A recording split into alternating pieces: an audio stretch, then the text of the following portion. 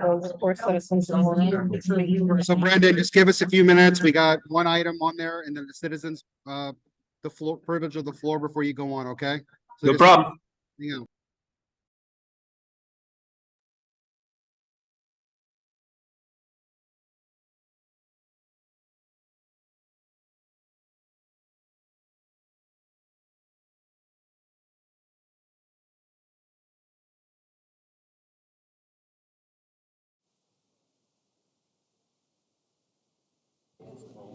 We're going to go ahead and get everything started here. Good evening and welcome to the Village Board meeting for Monday, November 13th, 2023. And it's 6:31. We're in the Village Hall boardroom. If everyone would please rise for this Pledge of Allegiance.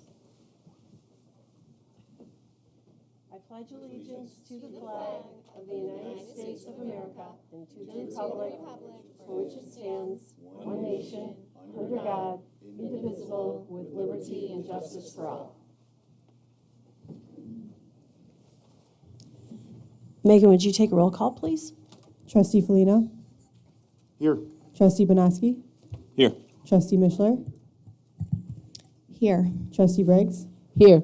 Mayor Dameretz, Here. Haley Cook. Here. Yay! So we're going to go ahead and get started.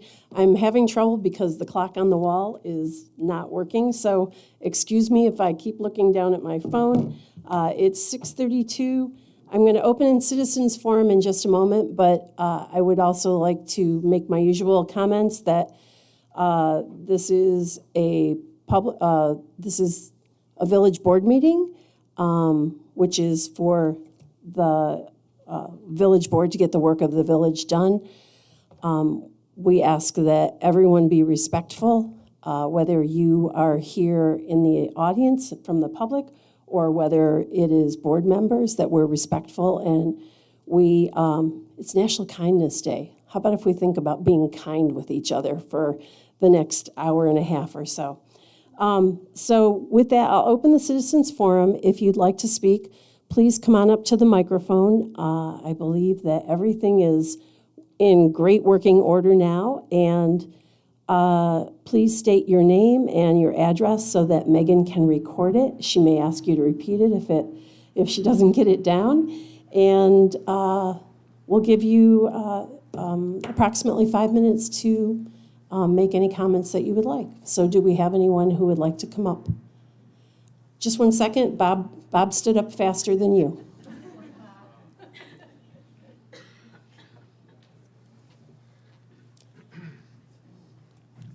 We're sure this works. Yeah, sounds good.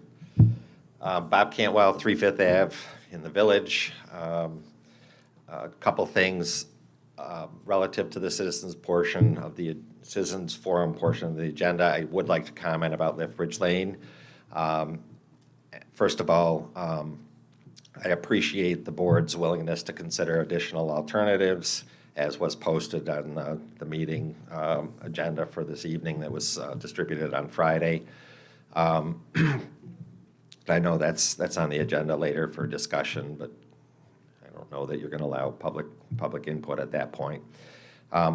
My question to the board, while we're taking a step back and looking at alternatives, is whether there's a possibility of actually locating the bike lanes along the canal frontage as opposed to coming down Liftbridge Lane. I don't know if that was ever explored as an option, but I think that it makes sense. The dimension of the canal trail that currently accommodates the biking and the walking between back of Ricky's lot and Parrington Park is 8 feet wide. The width of the existing pavement that goes from that point around the canal to the lift bridge is also 8 feet wide. And the frontage of that pedestrian promenade corridor between the two bridges is about 12 feet wide. So there are certainly some width that would accommodate biking lanes. The other thing relative to that is that it's certainly would allow for some improvements of the canal frontage, aesthetic improvements. The pavers in the existing canal frontage are not in good shape. Those are going to have to be replaced soon. So there's also an opportunity to replace benches that are the old style benches that need to be replaced along that frontage as well. And if there was even an opportunity or a desire to widen that dimension to accommodate bikes and pedestrians, there is an opportunity to widen that promenade, if you will. I think it's an opportunity to create a wow, in particular with the comments and the concerns that have been expressed by many members of the public for both sides of the canal through that corridor. It would create an opportunity to actually improve with trees, landscape trees, as well as other plant materials, things of that nature, as well as to replace those things. So I would just, I know we've spent an awful lot of time over the last 2 years just focused on the Liftbridge Lane being the corridor for the bikes, but again, just wanted to throw that out. I think the other thing that I would like to comment, later on the agenda, you're going to have the proposal for the zoning code update discussed, and I was very pleased to see that there was a fairly significant item on the agenda for public engagement for that code update. And then I go back to the Liftbridge Lane project, and even though we had scheduled a public meeting back in July, that meeting was canceled. And so I don't believe that there's been, other than Citizens Forum, an opportunity for the public truly to be engaged. So I have to ask the question, is this proposal being driven by what the board wants? I know you're going to reference the comprehensive plan, but I think that if we want to talk about multimodal corridors, I think that you can also accommodate both biking as well as pedestrian along that frontage. So that's my comments relative to that, but I just wanted to also comment about the public engagement, and I appreciate the consultant including that in his scope of services. So thank you. Thank you. Okay, I think there was someone right here. Joyce Monnet, 236 South Main Street. And this is a little bit of a change of topic here. It's not about East Liftbridge Lane. Okay. This is a letter that I've been asked to read. It's representing about 50 signatures and folks from Fairport. Dear Mayor Domeratz and Fairport Village trustees, as village residents, we all appreciate what Fairport offers: excellent schools, tree-lined streets where we can walk or run, friendly neighbors and store owners, family-centered events and resources, attractive homes, a historic setting, natural beauty, in a phrase, a quality of life. But there is a problem on South Main Street, Church Street, and Potter Place: speeding and a lack of enforcement, which has resulted in unsafe driving and other traffic concerns. The background on this problem: number one, South Main Street is becoming home to an increasing number of young families with children who attend two close-by schools, Brooks Hill School and Joanna Perrin. Their safety is impacted by speeding traffic as they walk to and from school. Many parents cannot allow young children or pets to play in the front yard for fear of speeding vehicles or irresponsible driving. Noisy vehicles, cars, trucks, motorcycles, are so loud they have awakened napping children. Dog walkers trying to cross South Main at Hulbert Road have had near misses with vehicles almost hitting them as they try to cross the intersection. School traffic guards consistently experience vehicles cutting them off as they attempt to cross South Main while holding up their stop sign to lead children across the street. Speeding and extremely loud motorcycles speed up as they crest South Main Street Hill, heading south towards the Hulbert crossing. Heavy truck traffic that creates high levels of noise and disturbance Large truck traffic is not appropriate on Fairport residential streets, although I do recognize that it is a state road. Vehicles cross the double yellow line at the top of South Main Street Hill to the Hulbert intersection. Lawn mowing or yard work near the street can be a scary task with speeding vehicles passing by. We have some suggested solutions for you to consider. Traffic law enforcement is critical. Electronic speed indicator devices do not seem to stop speeders and reckless drivers. Policy change needs to accompany traffic enforcement, so those who travel through and in the village know that there are not any areas of the village where speeding or reckless driving is acceptable any time of day or night. Change timing of the walk sign at Hulbert. This is crucial. At Hulbert and South Main, so the left turn green light from Hulbert to South Main finishes before any pedestrian attempts to cross South Main. An installation of camera at South Main and Hulbert intersection to document traffic offenses. Implementation of a 25-mile-an-hour speed limit within the village. It can be done. I've looked into it. Exchange strategies with other villages of high-traffic villages such as Palmyra, Macedon, and I would also say Pittsford. The undersigned agree with the traffic issues and solutions noted in this letter and respectfully request the village board to report at its monthly meetings what action it has taken to address these concerns. And I have copies. There are over, I believe, 50 signatures. And I'm just going to take a few seconds to give you my personal experience. I've lived at 236 South Main Street at the top of the hill for 17 years now. I personally have experienced 3 near hits crossing South Main at Hulbert in the past 2 months. I have a little dog. I walk and I cross that intersection often because I have a daughter who lives over in the Park Circle area. I have witnessed drivers on their phones distracted when turning left from Hulbert. I have been midway in the crosswalk when drivers attempt to turn, where I've had to jump back. I've had to walk out of the crosswalk around cars because drivers brake so late at the light heading south on Main and they cover the crosswalk. And that's if they don't run the red light, which is happening all the time.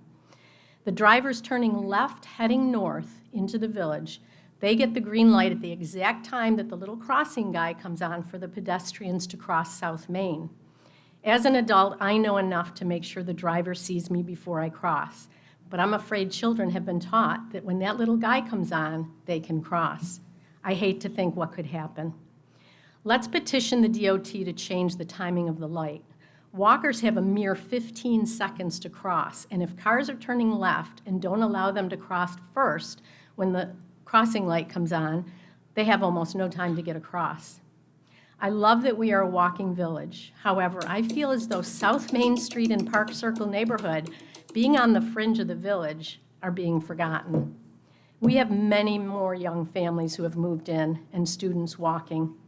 And finally, I have watched over these 17 years an increase significantly in the number of large trucks using South Main, the speeding, drivers going over 40 miles an hour, upwards of 50 miles an hour, people honking at others and yelling obscenities if they are going too slow for their liking, and drivers crossing the yellow line to pass. We take our life in our hands trying to slow down to turn into our driveways. I'm afraid to mow the lower part of my grass due to the speeding traffic. Let's make the entire village a safe place to walk and drive. We're better than this, and our children deserve better. Thank you. Thank you. I was going to say, yeah, if you could hand that off, that'd be great. Thanks.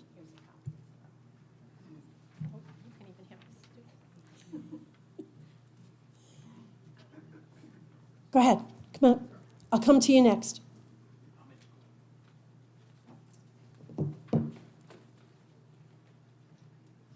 Matt Sawyer, 226 South Main Street.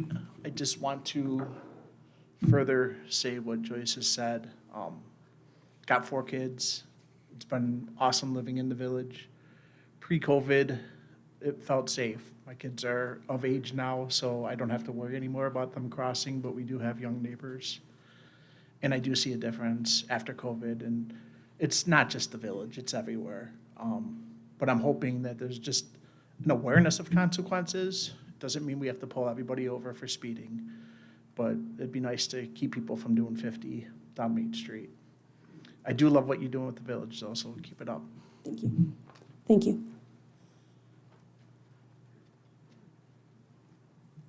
Hi, I'm Christy Mitchell. I'm a resident of 37 Park Circle Drive. I've lived there for 9 years. I want to reinforce some specific points of what Joyce shared. I stand here today as a concerned mother and village resident who feels deeply frustrated, angry, and disappointed that my concerns and the concerns of so many others have been dismissed, overlooked, and ignored, especially when it comes to the safety of children walking to school. It seems to me this warrants top concern and involvement, and yet it remains unaddressed.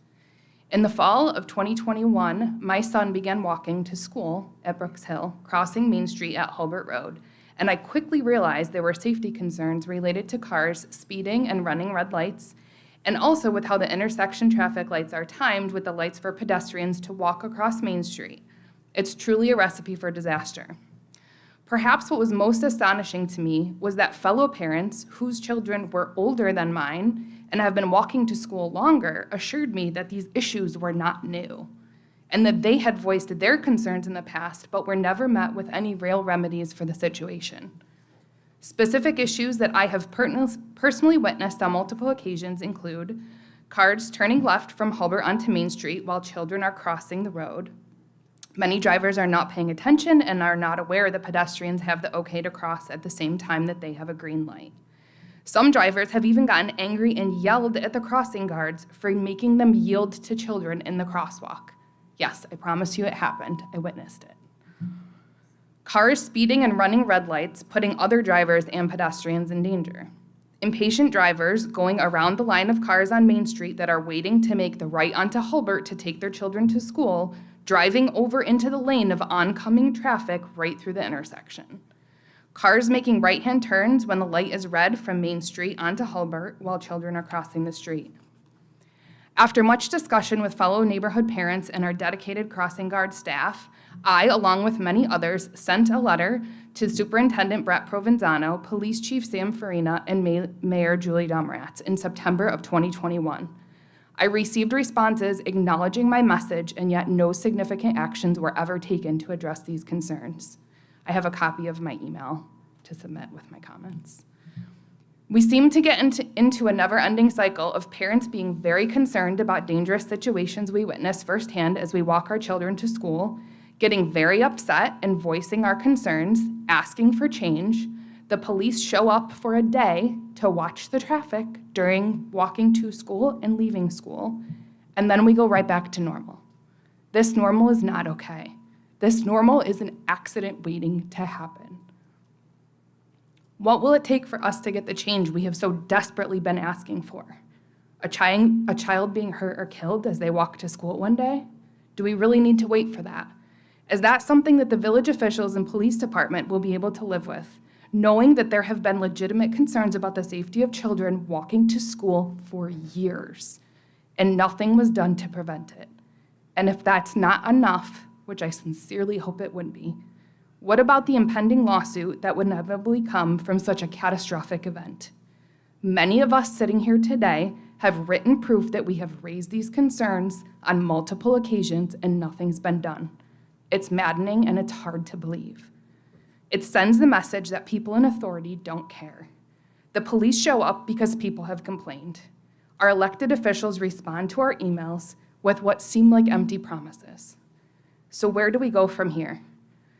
Here are ideas that I and others have shared as potential solutions to these dangerous conditions. Number 1, adjusting the traffic light so that all cars must stop when children are crossing. Number 2, more prominent signage to bring attention to the crosswalks and pedestrians, like flashing lights when someone's crossing that have been placed in other locations. Number 3, a no right on red sign during school hours on Main Street north of Hulbert. Number 4, periodic and consistent police presence at the intersection. These one-off times are not making a difference. Number 5, widespread messaging to parents and community members reminding them of driving safely to protect our children and crossing guards walking to and from school. So it begs the question, is this really too much to ask when it comes to the safety of children and others? Does anyone in authority care enough to take responsibility and ensure that these problems are fixed? Or is everyone going to keep pointing their fingers at somebody else and avoiding it until someone is hurt or killed? Thank you for your time and attention. Thank you very much for sharing all of those. I appreciate it, as does the rest of the board. Wait 1 second. Go ahead, Mr. Tulloch. Jean, did you want to talk as well? Okay, I'll have you come on up after Mr. Tulloch. Jim Tulloch, 136 West Church Street. Hi. Hi. I don't know what I could say that would be better than what these folks have said, but let's get some real statistics on this thing. I have the data from the signs. I've been collecting data for a year and a half on those signs. I know what the data is. So I have the data from July 24th through September 17th of this year. And for South Main Street, there were 218,000 vehicles that entered our village from July 24th to September 17th. It's 54 days. Of those 218, 47,000 were between 30 and 34. 73,000 were between 35 and 39. 52,000 were between 40 and 44. 17,000 were between 45 and 49, and 2,500 were between 50 and 54. You got a problem that's not being addressed, hasn't been addressed. And just so we make things clearer, within the village, those 54 days, 43% of the vehicles were 5 or more miles per hour over the speed limit on West Church, East Church, and South Main. 14% were 10 or more miles per hour over the speed limit. In 54 days, that's 1,815 vehicles each day, 40 miles per hour or greater, entering our village. You got a problem. I'm saying you had a problem. Now people are really speaking out. You need to get your rear end in gear, very seriously. This is a problem for this village. And let's not even talk about 70,000-pound tractor trailers going through the village at 40 miles an hour and the kinetic energy that they can expend if they happen to hit something or not being able to brake. Now, I got to tell you, I have some data that I really don't even want to share in public with you, but I would be happy to share in private with you about what things really look like. But I hesitate right now.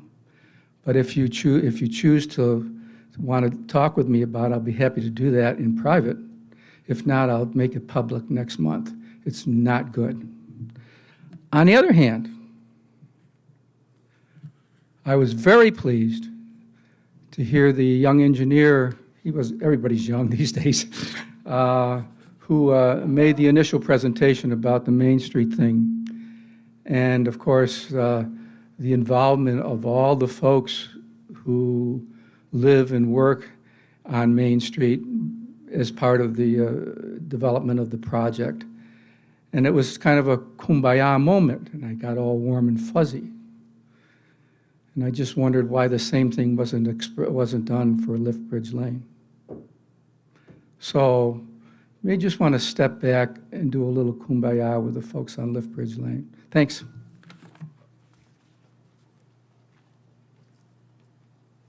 Okay.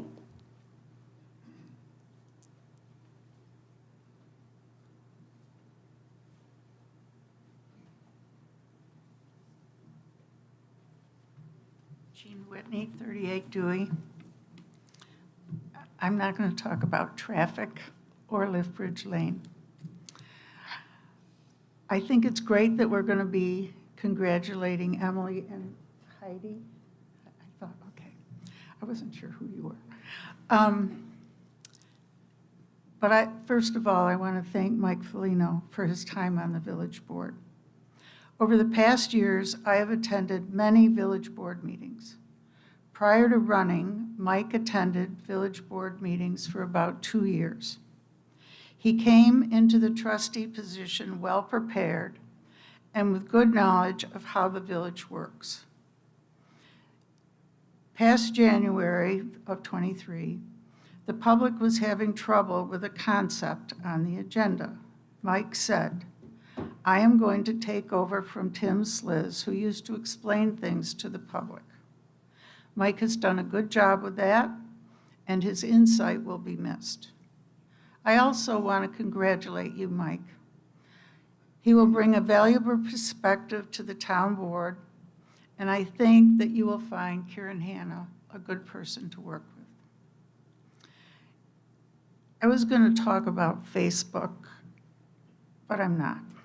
I'm not even on Facebook. So what I was going to say wasn't very kind. So I'll skip down to, in the last couple of years, we've lost 2 good village board members. They were independent thinkers, and I just appeal to all 5 of you. Be an independent thinker. We need independent thinkers on this village board. Thank you.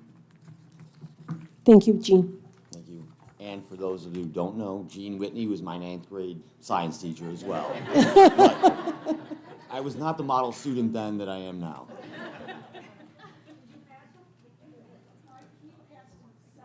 Thank you. Yes. Mike, you will be missed. I will miss everyone here, and just to say, just because I no longer will be sitting here, I will be in the audience too, because I still live in the village. This is still my hometown. And no place I'd rather be on Monday nights. Hi.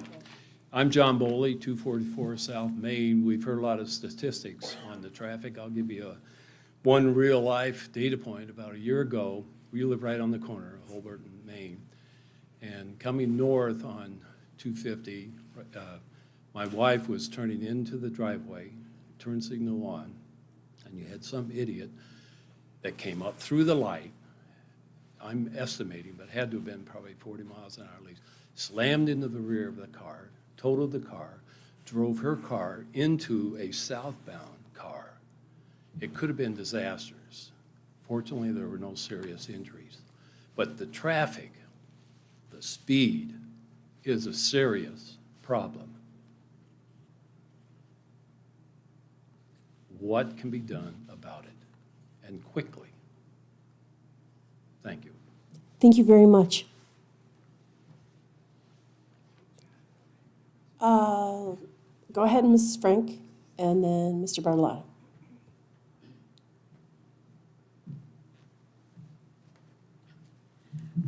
I've lost my voice, I'm sorry. but I'm still here to talk. My name is Margaret Frank. I live at 44 Park Circle Drive, and as yesterday, it's been 35 years that I've lived in the village. I was a substitute crossing guard from 2004 to December of 2021. I crossed at Summit and Route 250. We had 3 spots at the time, the corner of Halbert and Potter and the corner of Halbert and Route 24 near Park Circle Drive. I know when I first started, we would meet once a year with the chief of police, and we would talk over what the year would look like and bring up any concerns. Then a specific police officer would be assigned to the guards, and that person would stop in to talk to see how things were going at each of the 3 crossings over the years. Those meetings with the crossing guards and chief of police stopped years ago. When I left 2 years ago, we were just talking with the clerk. I saw many changes in traffic patterns in those 17 years, as everyone has been talking about today. More distracted drivers, more people on their cell phones talking or reading texts, drivers going faster, speeding, drivers, as I say, blatantly going through the red lights. During my time as crossing guard, I was almost hit several times, and I was the worst person that she was talking about. I'll go into that a little bit later. I was yelled at by drivers when I held up my sign, and they would yell out the window that they had stopped when they were inches away from me. I'm standing in the middle of the intersection. I know 2 of the current crossing guards who have been close to getting hit by a car by drivers not paying attention within the last month. There are many more children, as everyone's talked about, walking the neighborhood around Brooks Hill that walk to and from school, which I think is great. My grandson is now one of those children who walk to Brooks Hill every day. I've been told there can be as many as 30 to 37 kids walking home in the afternoon at Route 250 at Halbert intersection. I know that I had offered suggestions over the years on how to keep children safe. I'm not going to go into those specifics at this time. Christy did talk about some of those. I know that other people who have children who attend Brooks Hills have written letters with suggestions of how to make crossings safer. Those letters are written to the chief of police, to the superintendent of schools, to the mayor of the village, to the trustees, to the village manager, and things are still the same, dangerous. I thought that the crossing guards had only 12 seconds, it might be 14 seconds. That's still not enough time. Why can't all the stakeholders involved get together and look at some solutions? Village police, Fairport mayor, Fairport village mayor, DOT, school districts, state police, because I know some of the roads I'm talking about are state roads, and parents of walkers. I wasn't going to read this, but I am, and I might get emotional. Over the years, when I was a guard, I would write many, many, many, many times where I was almost hit to the village of police. That police person isn't here anymore. And I was told to, when people would hit me, to get their license. I'm like, how can I get their license so I'm just standing in the middle of the street? Well, the kicker for me, I didn't retire in December of 2021. I quit because this is a letter that I received from Sam Farina. Margaret, your role is to cross students at the intersection. Your role is important to ensure that occurs, and your visibility and management is a means for managing traffic and pedestrian traffic. With that said, I ask that you discontinue commenting to the public on traffic engineering, lighting, and safety at the intersection. You are prompting a lot of unnecessary and unwarranted community concern. We are addressing a number of traffic concerns village-wide that includes this intersection. If this traffic point is too difficult to manage, please let me know and we can provide additional training to aid you. I quit, and things have not changed. Thank you very much for sharing that. Okay, Mr. Bartolotto.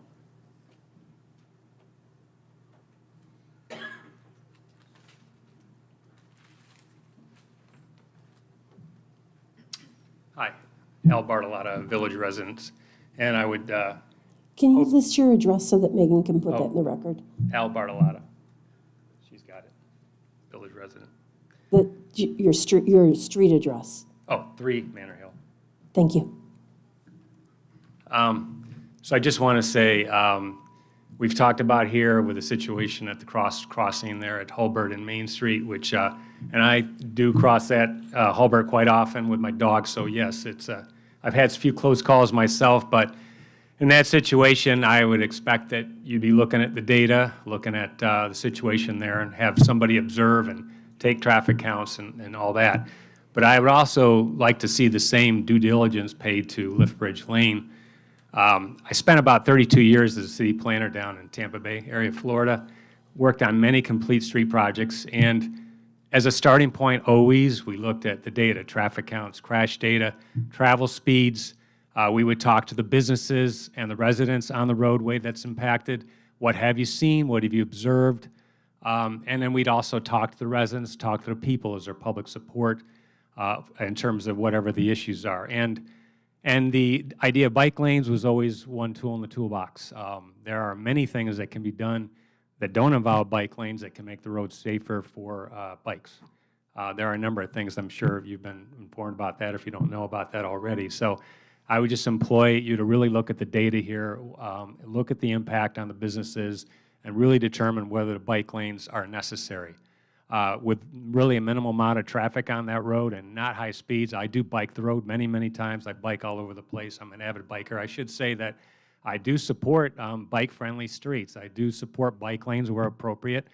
I do support more pedestrian-friendly streets, and I just think on Liftbridge, you've got to look at your traffic volumes, the crashes. I haven't seen any, haven't observed any.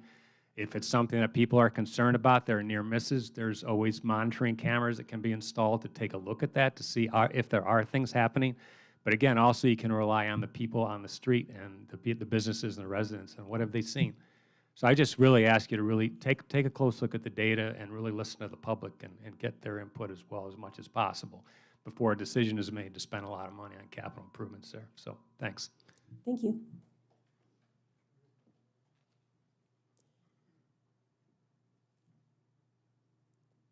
No tonight? Okay.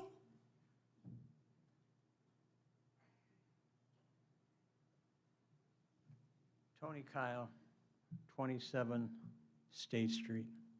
Oh, 27 Liftbridge Lane. Excuse me. I'm old. Sometimes I forget a lot of things. But I forgot your face. It's good to see you without a mask. That's why I'm up here, Okay. okay? Because the mask scared me.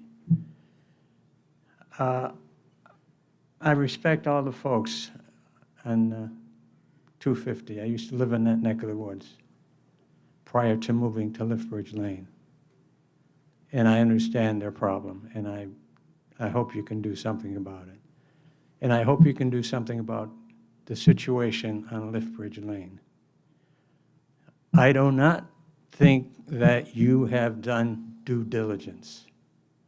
And you haven't contacted, as far as I know, anyone except me about the bike project. And that was not a contact. You walked into my joint. I don't know if it was you, but there was a woman wearing a mask, this gentleman and another gentleman, and said, "What can we do for you?" And I inquired, "What do you need? What do you mean?" "We're going to put a bike lane in. What can we do for you?" "Don't put the bike lane in," was my response. I said it several times. It's not going to be good for the business. It's not going to be good for the residents on the street. And I wish you well with this project, but I think you know where it's going to wind up. And I don't want it to wind up there. I want it to be solved. We don't need the bike lane. You could put signs up. You could make it, I don't think it's unsafe, but for those who think it's not safe, maybe they'd believe it if they saw some signs. And again, it's good to see you. Thank you. Thank you. Is there anybody else who would like to speak?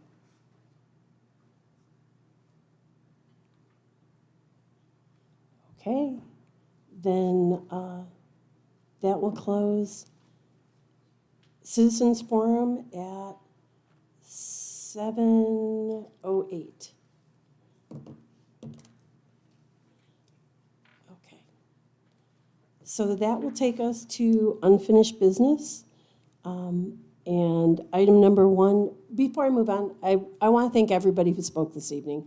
I know I kind of just moved on to the next item, but it's really important to hear from you all, including you, Mr. Kyle. Thank you. Thank you for coming up and speaking. It's good to hear from people, and it's good. I've written down a couple items that I heard this evening that I will definitely ask the board and ask our village manager to follow up with. And I want to thank everyone who came this evening. Well, we kind of closed everything a couple minutes ago. Go ahead, come on up. Yeah, I'd ask you to keep your comments under 5 minutes. I'll be brief. Okay. Hi, Tracy Jones, 160 West Avenue. I just want to say, when I think about Fairport in the village, you know, Liftbridge Lane is really part of Main Street. And I would say it's even more than part of Main Street. I would say it is the epicenter of the village of Fairport. I would say it's really the heart of the village of Fairport. That's where our boats are, that's where we launch, that's where we look, that's where we have our festivals, that's where we set up tents, that's where the businesses that we have been with us forever are. And to say that this one little niche, and it is a niche project for very few people, is more important than the whole heart and soul of Fairport? It's not. It is not. And I have to wonder why. Why do you persist when a village is saying to you, no, this is not what we want? Fairport has been on the rise since the first parent showed in the late 18th century. It's been on the rise since the canal met us in 1822. This town has always been on the rise, and we have a great debt to the people who came before us. But I don't think, in getting to this wonderful point, that we said, we're going to do what we want no matter what you think. That's not how you build a great community. It's truly not. And I feel that's what's happening here. And I have to wonder why. What are your real motivations? And please don't tell me safety again, because I think that's a farce. That is saying that the rest of Fairport is unsafe. It's not. And also, the greatest invention in pedestrian safety has been around for probably a couple hundred years. They're called sidewalks. There are many opportunities to complete this goal, but Liftbridge Lane is the heart of the village of Fairport. And please, don't make any mistake, it really is. We can't do this to it. It's not right. Thank you.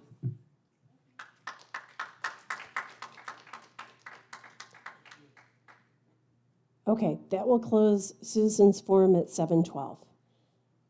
So we will now move on to unfinished business.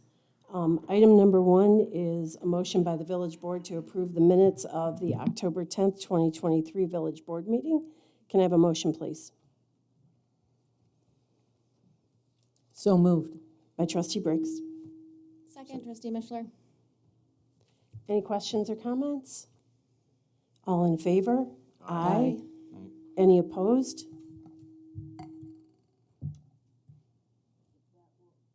That will carry.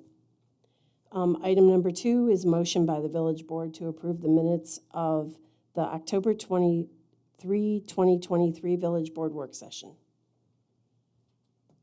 So moved. Second. Was that you, Adam? It was Mike, okay. Briggs, trustee Briggs made the motion and trustee Folino made the second. Any questions or comments? All in favor? Aye. Anyone opposed? And that will be taken care of. Okay, so I am way too close, I guess, because I'm used to being so close to this microphone that it's causing feedback. Is it you? Oh, okay, it's your iPad. All right. So that will take us to new business, and item number 1 is congratulations and welcome to village trustee-elect Heidi Woika. Heidi, would you stand up, please? So Heidi will be joining us as of January 1st, and congratulations and welcome back to re-elected trustee Emily Mishler, otherwise known as deputy mayor.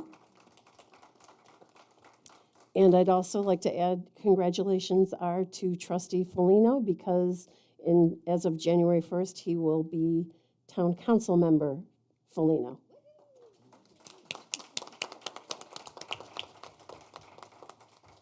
I just love my hometown and everyone here. So there are no actions needed to take, but we just wanted to say congratulations and welcome, and congratulations for your future.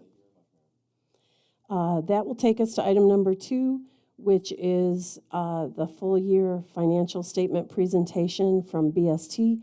Is Brendan on the line? And are we I'm here. doing Can this you hear via me? Zoom? So joining us tonight via Zoom is Brendan Kennedy from BST. Good evening, everyone. Can you hear me okay? Again, 1 second, Brendan. We're just going to get your Okay. screen up, so forth.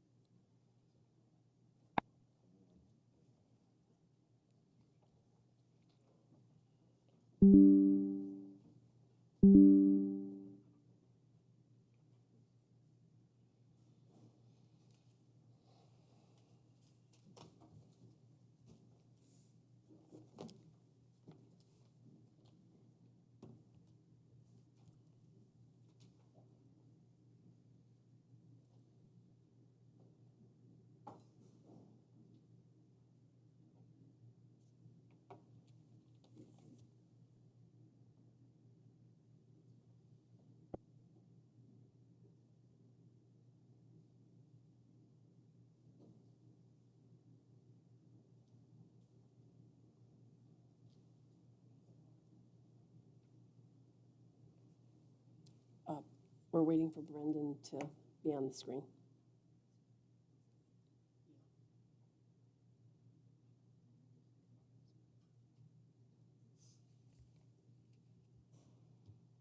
So Brendan, while we're waiting for you to come on the screen, are you in Albany this evening? He can't hear me, can he?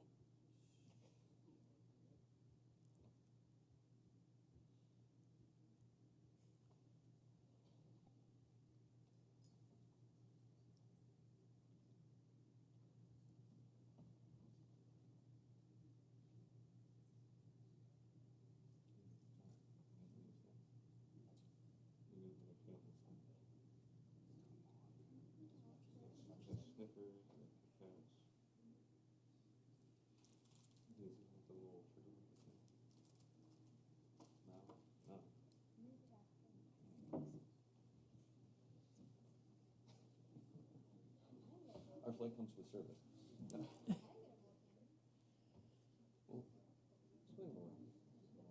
Here you go. Come on over and grab it. It's all yours. Want me to press reclaim host? Want me to press reclaim host? Do you need me to come back? Just hold up. Okay. We're gonna pause just a second.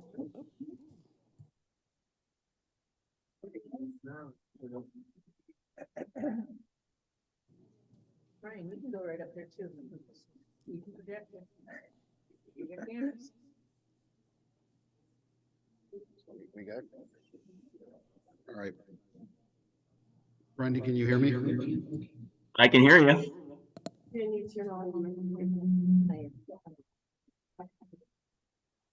All right, Brendan, go ahead. All right, here we go. I'm going to share my screen. I have some prepared slides here. Oh, you disabled that, Brian.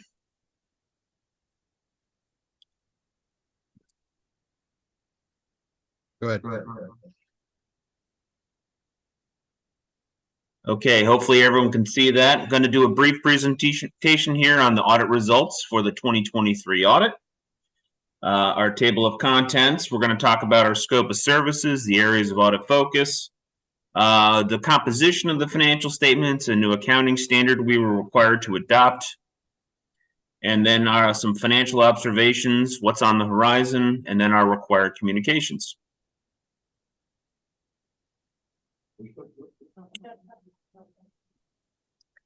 So the financial statement audit as of and for the period ending May 31st, 2023 included 7 opinion units, our governmental activities, business type activities, general fund, sewer district, capital projects, electric fund, and the other aggregate information. We issued an unmodified opinion for each of those opinion units, and that opinion was dated October 30th, 2023, about 2 weeks ago. An unmodified opinion is the highest level of assurance that we can give you, the board, that the financial statements are free of material error. In addition to our opinions on the financial statement, we also issued a report on internal controls and compliance in accordance with government auditing standards. And in that report, there were no internal control deficiencies and no material non-compliance noted. There was no federal single audit. We did not have expenditures in excess of $750,000. So the financial statement audit was our primary deliverable. Areas of audit focus. One of the areas I like to focus on with our governmental clients are the dollars going out the door. So we looked at expenditures in your procurement process, making sure that you were compliant. Revenue recognition and collectability of receivables. We consider management override of internal controls, which is a fraud risk.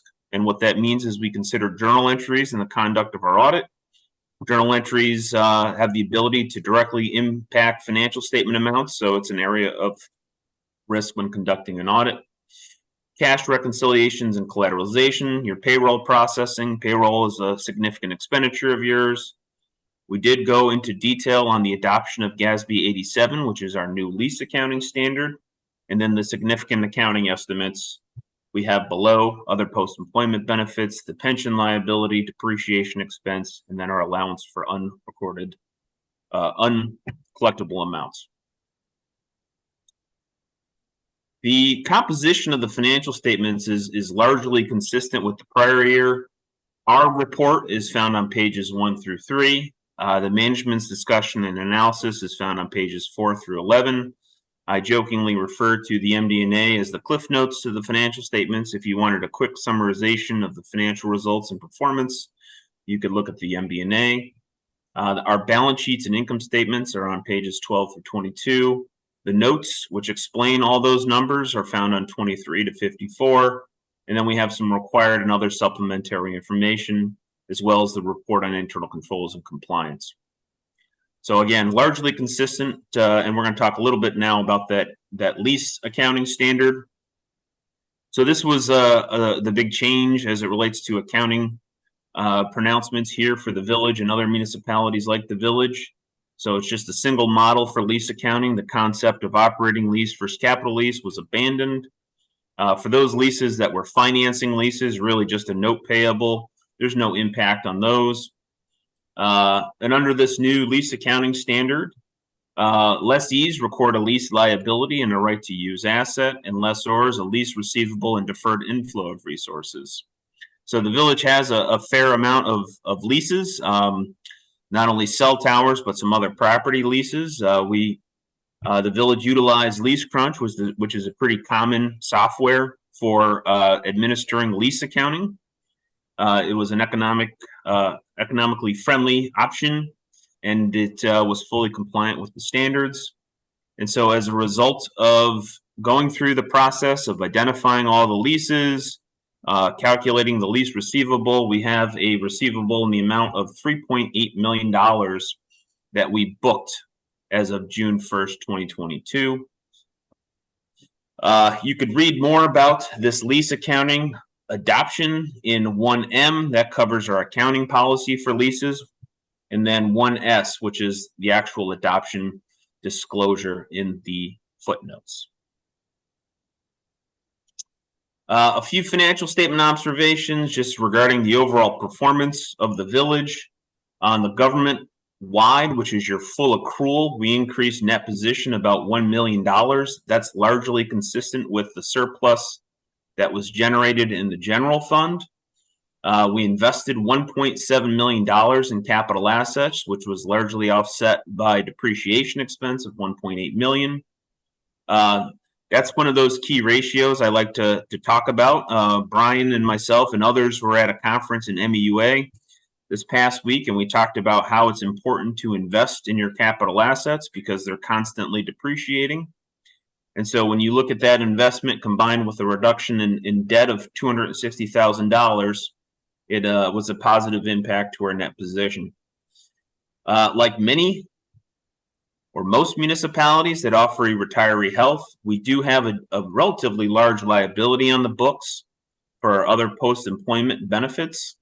It's much different than the pension liability in that we have no way to fund this. There's no legal mechanism established in the state of New York to establish a trust, if you will.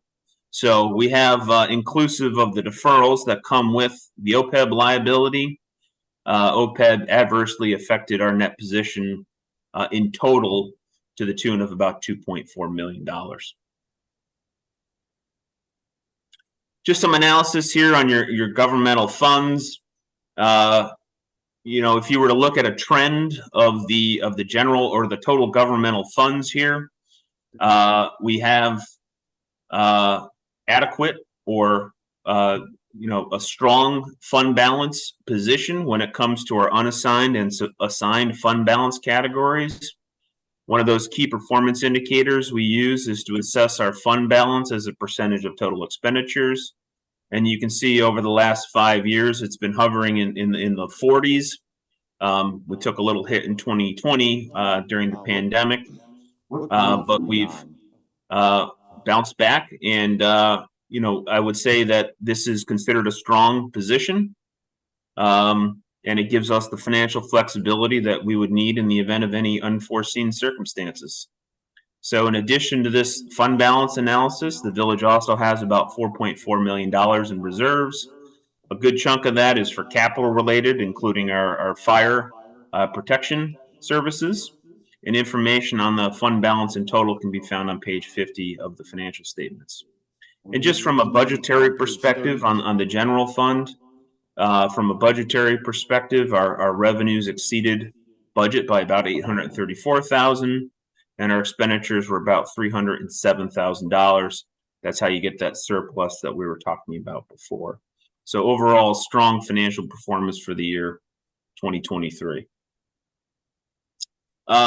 Similarly, I wanted to take a page out of some presentations we did at MEU last week to talk about the electric fund. I put some stats up on the board here. A surplus of $288,000. When you exclude the effects of OPEB and the net pension liability, the surplus would be about $675,000. The reason I mention that is because when the PSC looks at these numbers, they do back out those non-cash changes in liabilities that impact our income statement. Cash flows were positive, 1.1 million increase.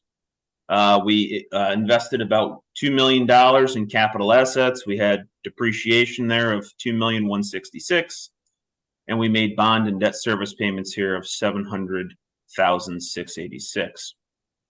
Another stat I like to talk about is the line loss. That's basically the normal amount of electricity that would get lost as part of our system. And when I looked at the PSC report that Holly Evans prepared, we were at a 3.72. And the rate we're getting in our tariff is 3.88. That's very good. So those first 3 or 4 bullet points there are all very positive. When we look at the rate of return on our net income as a component of our surplus and rate base, we're about 1.5%. And the PSC at this point would allow a rate of return of 4%.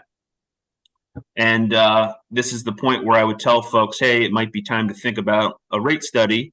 But the Village of Fairport is already on top of that. Speaking with Holly, they have the rate study for additional revenues underway. And that is forthcoming. So overall, the electric fund is in pretty good shape, along with the rest of the village. A couple of accounting standards that are on the horizon. One that we're going to adopt for the period ending May 31st, 2024.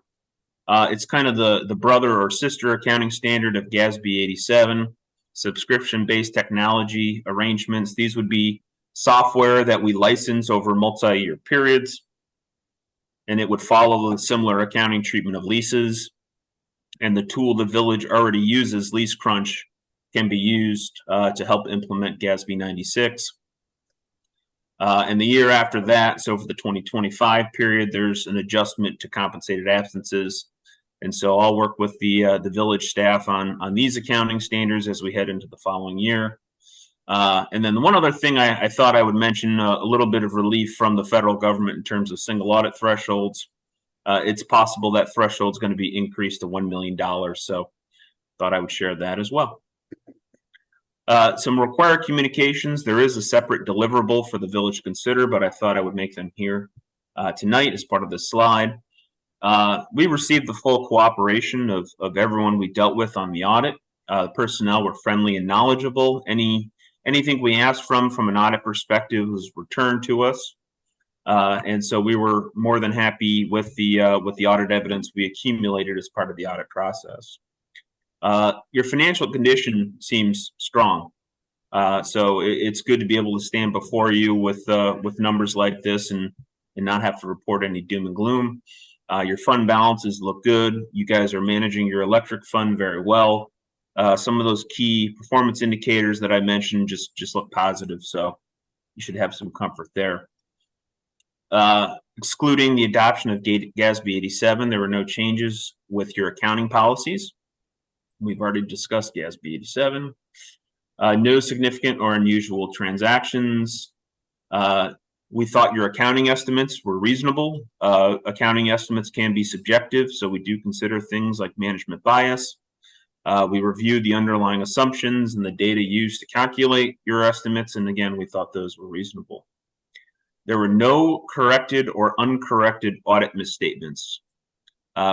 BST has over 100, maybe 130 municipal clients throughout the state of New York. I can make that statement for about 4 or 5 of them. So that puts you in a pretty elite position when it comes to your financial reporting. No uncorrected or uncorrected audit misstatements. That means that the trial balance provided by your village staff to BST required no adjustments whatsoever. No deficient processes or controls that we identified as part of our audit. No non-compliance with laws or regulations. Again, no difficulties encountered. We received the full cooperation. And we appreciate our relationship with the village. It's been a mutually beneficial. We love sharing our knowledge of the governmental arena with you folks, and you folks also have some great ideas as well. So we really value that relationship with the village of Fairport. So with that, those were my prepared remarks. If anyone has any questions, please let me know.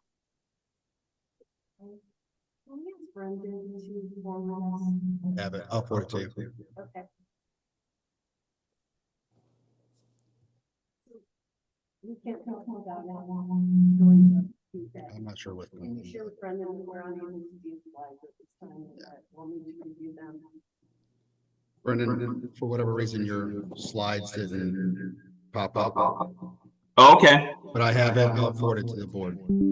Please do. Thank you. No problem. You know, and just a reminder to the board, if you have any questions after the fact, tomorrow, the next day, the next month, 2 months from now, Brian has my contact information. I'm always willing to discuss anything impacting the village with you folks. Perhaps something so that Perhaps what we can do is get those slides distributed to the village board members, and we can take a couple of days to review them. And if you review the slides, and because you can also review it in conjunction with this video, that if you have questions, I would ask that you submit them to Village Manager White, and he can work together with Brendan to get them answered. Sure. Does that sound like an arrangement to the board? Yes, and what I will comment to Brendan as well is that I met with them during this process here in the village hall, and they explained what was going on, and had a few questions about timing and everything, and they really, village staff, I just want to thank them so much. But I don't know if anyone has seen what's occurred in Bend County in the village of Addison, where the clerk ended up embezzling over $1 million. They think the fire truck was in really bad shape, and they lack all the controls that have been implemented here. We're to hear from the Southside Audit, and since day one, it's one of like the 3 best municipalities in the state from a completely independent firm. Is that everything on the financial end, from Brian, Megan, FMC, everyone is doing the best practices fiscally. Our budget presentations, our spiral binder, we even talk about getting new light bulbs or anything else that it's transparent, it's double checked. There's proper procedures that's been verified in small village in Bend County. Is in really significant trouble because they did not follow these in employee betrayed trust. So I just am really proud of our team and just verify from independent sources. And then I just want to let everyone know that they took the time during the day to meet with me and explain through all the process. I was asking what was going on, and it really enlightened me. I just want to say thank you to your whole staff. Thank you. Just one thing. The village staff here is just amazing. We can always ask questions, whether it's Megan or Brian, Holly, Adam and I monthly audit the bills. We look very closely. It's just like another layer to it all. And if there's anything that just, we have questions about, there's an email that always follows it up. And so, that's happening on a monthly basis. And then this outside organization auditing and coming back with this really positive response is really impressive. So all really, really great stuff. So thank you. Before the microphone goes back on, I'll just, if there's anything else anybody else wanted to add. I think for folks out there who are trying, we have a report that we're skimming through here, for folks out there. I think what you're hearing is, our staff is doing a fantastic job. We are in a good financial position. Our capital assets are in good position. Try not to lean too close.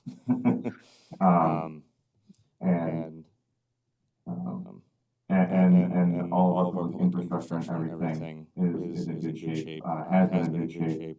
And that's because of the folks that we have working here in the village. So there were a lot of acronyms and things put out there. But the message at the end of the day, the message at the end of the day is that financially we're looking very good with following best practices. Thanks for reminding me. I wrote that down myself too. We can see this information in tonight's agenda too. If you want to look at that. The public can find all these slides and figures in tonight's agenda. I just wanted to remind everybody. Yeah. I'll let you finish up with Brendan. Thank you, Brandon. All right, folks, and enjoy the rest of your meeting. Thank you.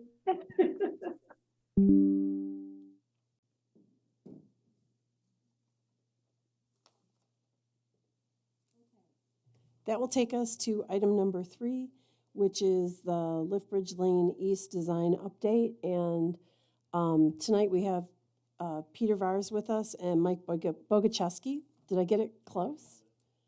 Excellent. That's because Brian helped me phonetically write it out earlier. And to give an update, back in July, we asked BME to move forward with completion of plans for Liftbridge Lane East. This is a chance to look at the finalized plan. And in the process, there were items that were updated based on the last set of feedback from July, but this is the actual final plan. Come on up.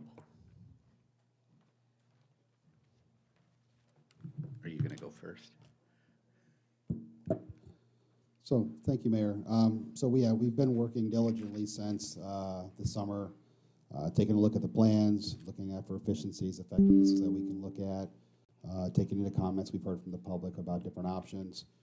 This plan, which will be described by BME in much better detail than I can, they looked at, various radiuses, how this might work out. The plan that you're going to see today and the concept is looking at instead of having kind of the medians that were in the road and proposed as the buffer, if you will, between vehicle and bicycle and pedestrian traffic.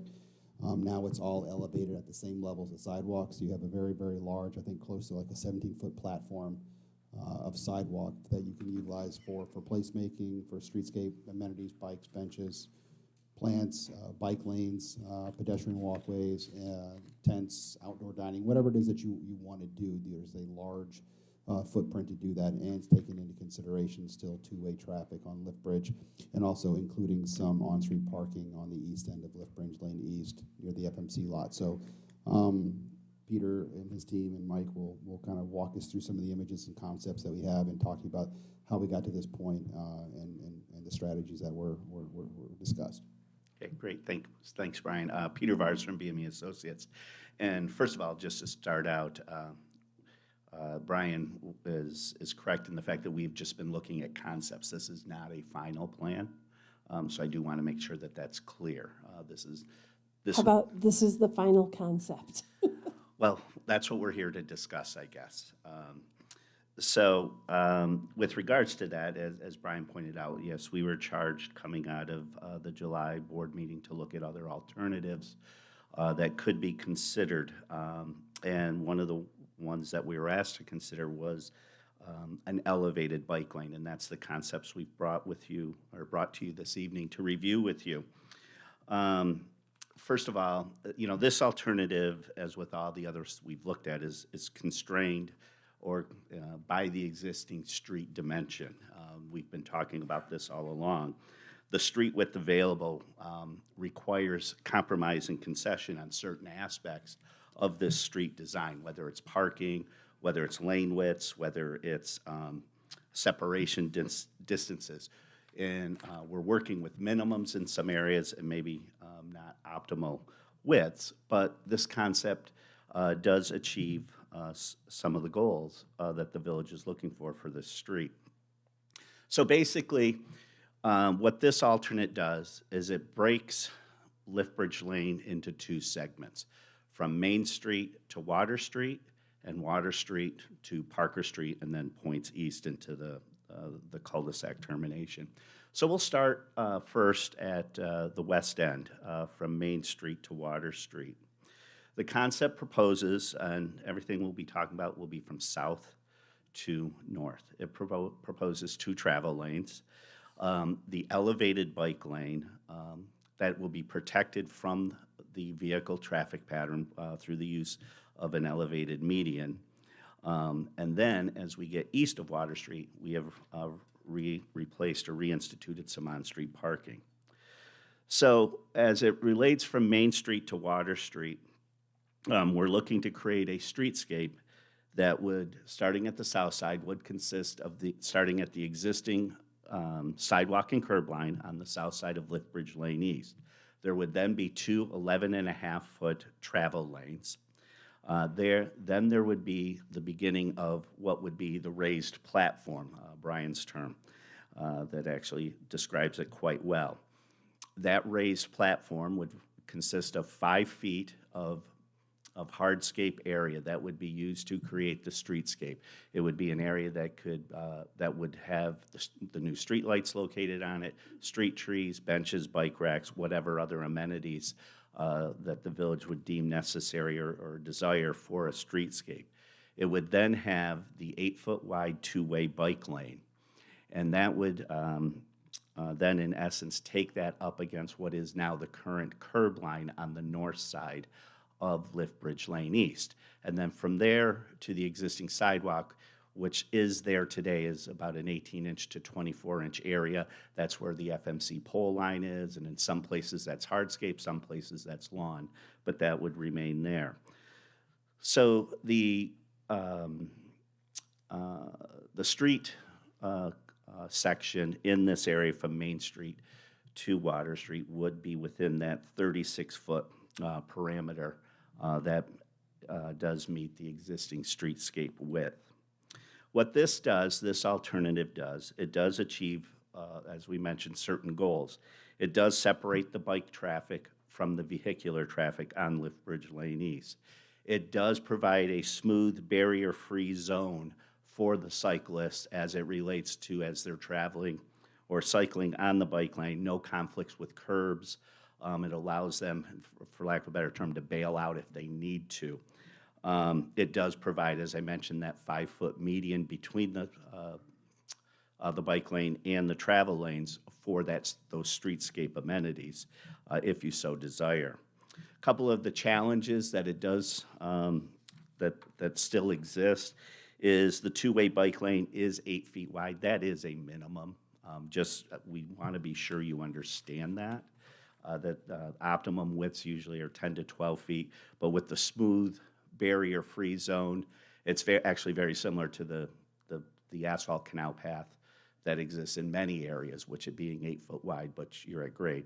Point is, this is an improvement over one of the other protected bike lane alternates we looked at, where it was channeling the cyclist because it was curbed on each side, so really it was fixed at 8 feet wide, and there was really no place for a cyclist to go if they needed to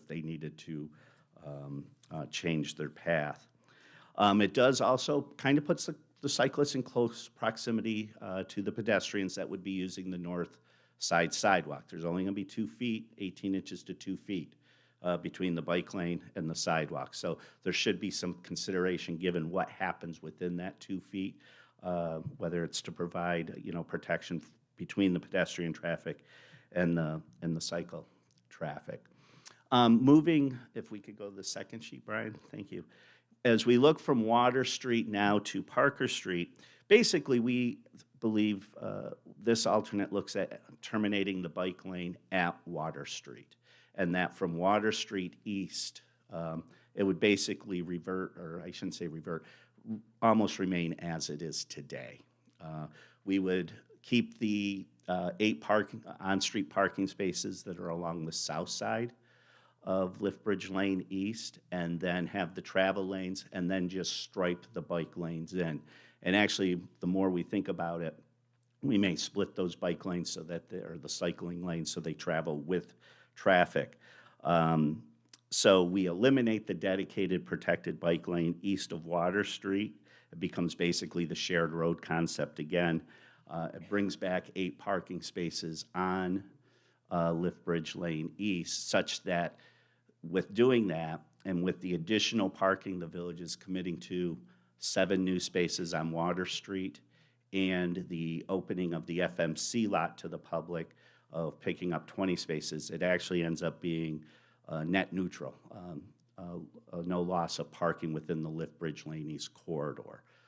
The same number of spaces that are there today will be there after the completion, if this alternative were to be pursued. This option does maintain access to all of the driveways and curb cuts on the north side. We have looked at that. The grades will work basically. The driveway aprons that are there today that kind of ramp up in certain places to meet the sidewalk grade, those will remain, so that we'll keep those same aprons, so we are able to do it. It will require some additional utility work because of, narrowing the street, so to speak.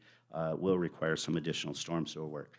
So this concept is basically an advancement of the protected bike lane concept for your consideration. So we can just answer any questions at this time that you may have.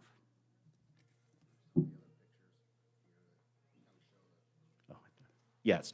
Okay, so we did do 2 exhibits.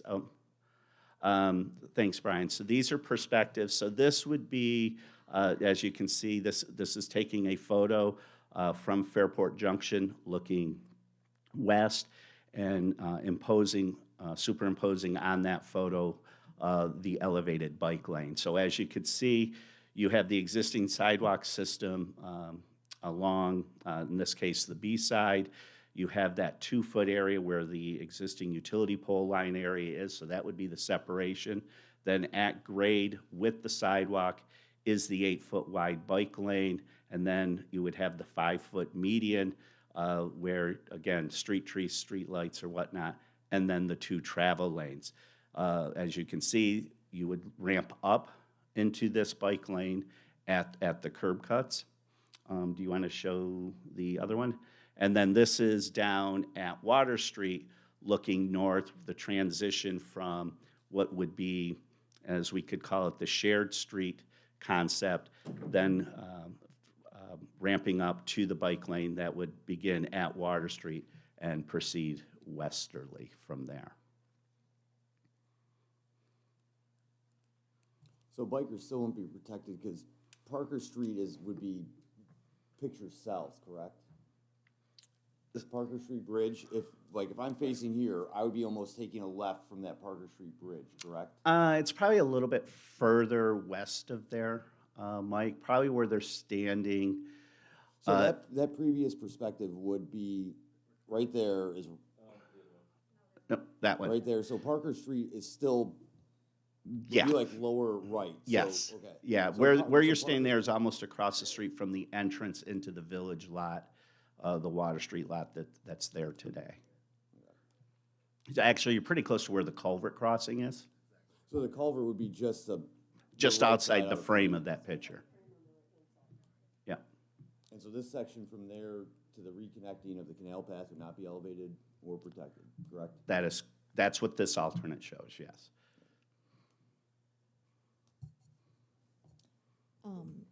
Can we just jump in, start talking? What I do like about this is that it eliminates that channeling when you're riding a bike being constricted between two curbs with that's only 8 feet wide. That was an issue that we had with the previous design, which then led to this, right, elevated bike lane. So that's gone, that issue. But what I see with this is that the cycle traffic is now right next to the pedestrians walking. I went down to Union Street in the city where there is an existing elevated bike lane just to check it out, to see it real and live and feel it and walk it. And when I read your cover letter and when I saw this, that was my immediate concern. And so when I went down there, I thought, I wonder how they did it on Union Street. I wonder if there is extra space there between the bike lane and between the walkway. And lo and behold, what was there was this grassy area. There was an extra, I don't know, I didn't have my tape measure, but an extra maybe foot or two of grass separating the two to make a bailout spot. So it concerns me that this does not have a real bailout spot. I mean, I'm just interrupting you for a second, just because I thought I heard you say there was 18 inches to 2 feet. There will be space between the bike lane and the existing north side sidewalk, because there is about 18 to 24 inches there today, and that's going to be maintained. but the bike lane's 8 feet, Right. and the bike lane is directly butting up against the sidewalk. No, there will be an 18-inch to 24-inch wide strip, for lack of a better word, between the bike lane and the sidewalk. It's But there it's at to. the same level. Yes. Yes. It's there today. If you think, is that me? Yeah, if you go and. Is that in this picture? I don't see it in the picture. It's not visible We in don't this really, diagram. yeah, actually. If you I might look hop here. in real quick, it's that area that's in line with the utility poles. Right. So in that 18 inches is also all the utility poles. The current, yeah, the telephone poles, yes, it is. Right. Yes. And the lights. That's correct. But I did also hear you say that there is concern that they are all on the same level, cyclists and pedestrians walking within a close proximity of each other. I mean, it's in your letter there. Yes. Yes. I mean, optimally, It's not optimal. it would be good if there was like a 4-foot buffer between the two. Okay. And so where do you grab that space? Do you Sure. take it from Right. the median on the street side? Right. Do you shrink the lanes? Again, it all comes down to working within that 36 feet. Yeah. That's a hard number. Yeah, this is very tricky. I mean, it It has been is. tricky from the very beginning. There's a lot of constraints, there's a lot of challenges with the width of the road being 36 feet, and that's what we have to work with, and doing all of these things, balancing parking, balancing bike lanes, balancing traffic. So it's been tricky, and it's clear in your letter that it's been tricky. These are the challenges, these are the constraints, so. I would say there's also, if you look at East Main, in downtown Rochester, there actually is no separation between the bike lane, the cycle track and the sidewalk. So yeah, there's always considerations between those two when you're trying to make sure that when people are bicycling, they're not playing chicken with folks on the sidewalk, right? But Adam, I guess East Main Street, City of Rochester, I think is a little different environment than Lithbridge Lane East in the Village of Fairport. As far as In that, speed of traffic, volume of traffic, amount of bikes, of which, we don't have any of that data. But it just doesn't seem like it's a good comparison, Main Street in the City of Rochester to a side street for 500 feet in the Village of Fairport. We're also talking population density. My company helped build all of those new apartments. We're talking 3- and 4-story high-density apartments, all built out on Union East Main. The old dental depository, we don't have that population density here. East Main is detached. duplexes? Well, like along Warfield Square, starting east of the Armory and out through, where they just redid that configuration across from the RTS service garage on East Main all the way through. But even still on Union Street or along East Main, we've got significantly higher population densities than we do anywhere here.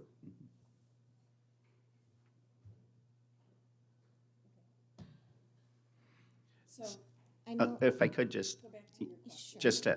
Emily, actually, if you look at the photo Mhm. that's up there, Yep. at the right-hand side, you see the green painted cyclist. And then you see that darker gray area. That's the buffer between that and the sidewalk that's there today. Sure. But as Trustee Briggs pointed out, that's also where the utility poles are and everything. But that is the separation we are able to provide between the bike lane Sure. and the sidewalks. Okay? In your cover letter, I'm a reading teacher, and I read and look for tone, and I look for, one of the things that I noticed also that was said, there was the word of hampering used a lot, like there would be the hampering of delivery trucks with this design significantly. We have talked about that all along. And it's not something that is being newly brought up. But I feel that, I guess it's being expressed a little bit more in this letter, and I don't know if I'm reading into it more, or if it's being expressed a little bit more in this particular letter, that the 11.5-foot width of the travel lanes, the vehicle travel lanes, is really at a minimum. And there's a very concerted note about the hampering of delivery vehicles in this particular cover letter that I don't recall in the other letters. So let me answer that in two phases. Yeah, and- Okay? yep, Okay. yep. So the first phase is and actually I'll start with, I'm going to say the easier one first. Okay. The 11.5-foot travel lanes, as we mentioned, that was so 23 feet wide. Okay? That was selected, and maybe that's not the right word. We came to that dimension through consultation with the Department of Public Works, FMC, because we understand the traffic that uses the street. Because actually, the street today is less than that, the travel lanes, because that 36 feet, when you have parking on both sides of the street, so that's 8 feet and 8 feet, so that's 16 feet. It only leaves 20 feet wide. So, so it's 10s now. So that's if it's fully parked. But, so the point was, we wanted to be sure, knowing that now we are going to define the vehicle traffic lanes completely independent of any other type of transportation. Okay, what is the best distance to use? 23 feet is a very adequate street width, okay? Typically, you can get by at 10-foot wide, 20-foot wide is really the minimum. So at 23 feet, we feel very comfortable with that. Especially with all the turning radiuses for the large wheelbase trucks, the FMC trucks that are pulling the trailers, things like that. So the 23 feet, we're very comfortable with. So what we were saying is, if we wanted to give distance somewhere else in that median, we're not recommending taking it from the street width, okay? So that's the street width component of that. The other part, though, about maybe some of the language or things here, is what we want to be sure of, okay, is that we are doing our best to make all of the trustees aware of what all the challenges are. We want you to be as informed as much as possible, because what we want to avoid is getting too far down the path, okay, and then come to find out, have a trustee or two say, wait, we didn't know about this. This creates a big question mark for me. So that's why it was kind of a little bit of, because of as this was introduced this evening, when were given our direction, it was kind of like, okay, we've got to make a decision. It's about time to decide to move forward. And we're saying, okay, we just need to reinforce basically a year's worth of discussions that have been had. And it's just really getting it all out there to just make sure. Because as we've said all along, you know, this project has been a function of what are the priorities and what are the goals that the village wants for the street, and then, okay, how do you best achieve them? And as we've always said all along, that, you know, that 36-foot wide width starts the challenge. And so how do we work with it so that we can accomplish the best design that can be achieved? So that's why that was written that way, because we kind of get the sense that we're at a point of a decision being made. So we just want to be sure everybody's aware of as much information as possible. So I'm really concerned, if we can scroll down a little bit, about having these raised curbs right there. And planting on that, okay, perfect. You've got that private house that's got the driveway. So now they're adding like 12 more feet to negotiate a turn in or out with pedestrians. But my main concern is we zoom out a little bit, right about there, is really negatively impacting sight lines for people coming in and out of Fairport Junction, with planters on either side to look left or right to see what's coming down the street. And now anyone trying to make a right-hand turn out of Junction to head west, with trees going that way, and either side to look, they're not gonna be able to sneak out, or not sneak, but to get adequate sight line as it is, without being right in the middle of the pedestrian path. If we've got streetscape and plantings right there and trees and shrubs, that's gonna really cut down your ability to see what's coming either way. And if we've got the sidewalk that's close, you're asking people to try and make a left or right-hand turn out of that parking lot with like, 15 feet? 36, 22, at least 14 feet with blind sight lines that have now been obstructed with plantings in tight corners to try and turn in. Because you can't, if you're a car trying to make that left-hand turn, you can't get all the way to abut the vehicle travel lanes without fully blocking now your bike path and sidewalk. I think that, and now you've got bicyclists who think they're on a bike path. We've got trees either way. Cars can't see it from the tree. You got a bicyclist who's coming, you're asking cars to make left-hand turns pretty much over 2 travel lanes. I'm gonna ask the people who are in the room to let us finish having this discussion. That's my biggest concern. Well, I was gonna say, I think I'm sure it's possible to investigate the right placement for those trees to address, you know, that very concern. Make a turn maneuver to clear 14 feet. You know, bike lane like that's marked, that may as well be vehicular travel lane by New York State DOT code. Bicycle is a vehicle, not a pedestrian. So now they've got to make a turn across 2 travel lanes. Well, I guess to the earlier point, if we're having more density in downtown Rochester and they're not having issues, and we have less density and less traffic here, I would assume that there'd be less issues. And then Great to have some data. I'm just saying, if we're gonna be talking about I agree, those but particular. I think that's where a traffic study and a pedestrian study and a parking study would have been helpful. Going back also to the minimum of 8 feet width of the bike lane. It's still very narrow for a 2-way bike lane. Correct. You know, I mean, we're talking about, I'm I lose my balance sometime on my bike. I can imagine trying to pass another cyclist going the other direction. That would be, yeah. It's narrow. It's narrow. Yeah, so, you know, as we mentioned, stand back, the 8 feet, you can, and you will, I should say, you will find that is the minimum dimension, which means it is an acceptable dimension. But that's why this plan also makes the modification of removing the curbing. Because I do believe with the 8-foot curbing, because psychologically, if you were riding in there, you would ride off the curb a certain distance because of the impediment it posed.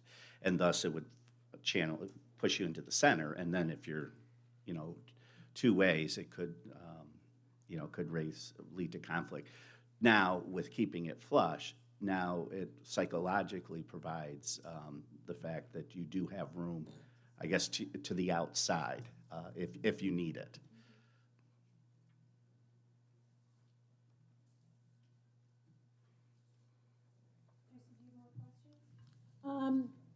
Yes, I have some questions. Because I also read through the cover letter. With reluctant to recommend a reduction. And this would accommodate the DPW, FMC, tractor trailers, and deliveries for businesses and emergency access. Was there any discussion with like the chief of, the fire chief and the ambulance? Because I guess I'm really concerned with public safety. The way our design is now, you've got options. If there's an accident or something's happening, we do have those extra, 16 feet to drive around for deliveries, to just provide so much flexibility to the street. And I see this with the curbs on both sides, is now it's very, very limiting. So has there been any conversation with, the fire chief and the ambulance and tow trucks, and how do they deal with if there's an accident? And that can we, access all of that and make it happen, or do we just shut the street down for an hour and a half? Can I add one thing to that before Mr. Vars, you answer, Trustee Briggs? During Canal Days,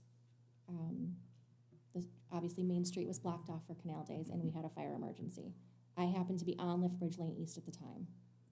The fire truck had to go over Parker Street and down Liftbridge Lane East. It was really tricky. Even the best of drivers, I think it was Mr. Santillo who was driving the truck that day, and that was with the feet that we had, the existing, the existing width that we have today. And it was an unusual situation to have to do that. I mean, we don't typically send fire trucks down Liftbridge Lane East. But it was a moment where I kind of in my head went, oh, hadn't thought of that, so just. Okay, so we have not spoken to any of the emergency service providers. We've been relying on the DPW to have those conversations. But two things I would point out. First and foremost, we have their design specifications for their vehicles. Also, we've been working very closely with FMC. They actually have a larger trucks with the trailers. They have to move up and down the street. So we've had that information to base the design on, because actually, there's a reason that this raised median is short segments per se, and that is because we've had to account for turning radiuses, and this goes to both of your questions. For instance, what we've had to be sure of, and it's one of the main reasons we took the median out from Water Street to Parker Street, was that if you came over Parker Street as a fire truck, with the median there, because it shortens that turning radius, that it really could create some conflicts. And so by eliminating that median, it allows that turning movement to happen with ease. As we get down to the west end, that's why the medians are pulled back from these driveway throats so much, especially for the driveways on the south side, the 2 box factory lots and the 30 State Street lot. It's because it shortens up that radius. Larger trucks do come into the box factory lot, so we have to be sure they can circulate out and make that left turn back out onto Liftbridge. So we've provided all of that information because there is software that analyzes all those turning movements. So we have looked at those. And in actuality, It has the potential to improve the situation because of the fact that it's 23 feet wide. And just for travel lanes, you don't have to worry about parked cars or larger wheelbase cars constricting that flow. And, in theory, there shouldn't be anybody parked along there. So it should be a free movement for the vehicles to get out of those, from those access points. I guess public engagement, I mean, we all know that theory and actual practice are sometimes two very different things. And since we've been working on this like a year or more, it would be great to have those conversations, because these are the experts and we have them, and they work in this community, and they may have insights as to what they would need or what they see doing their jobs on a regular basis. Trustee Briggs, I believe that in the planning process for this initially, it was the DPW, it was the fire chief, Yeah, they're all aware of this project. that those conversations have been had as this has been going along. That's where the data comes from that was originally used for this, correct? Have we They're all- touched base with them recently, or? They're all aware of the project and what's going on here and making sure that vehicles can get access to this area. Another concern was this will hamper the ability of the delivery trucks to load and unload in the street, as the standing vehicles will block one lane of traffic. Have we had any conversations with either the residents or the business owners? I mean, how many vehicles are we talking about, on a daily basis? I've worked in a restaurant, and each establishment gets, 7 to 10 deliveries per establishment. Everything's coming out, you get your paper, you get your liquor, you get one beer distributor, second beer, you get your bakery, so there could potentially be a lot of trucks stopping in the middle of this road. So I could tell you that that statement's put in there, it's just an acknowledgement that that situation will exist as it exists today. Because it does exist today with the parking on the street. With the parking on the street, it's reduced to a 2-lane travel. But we still have that flexibility to go in and around. Right, but if a Cisco truck or whatever is parked on the street, it does shut down one lane of traffic and you can get around it. We're just saying that's gonna be the same situation with this design. So if there's a truck parked there, it'll But just we be. really don't have any idea of how many trucks or how many times this could occur.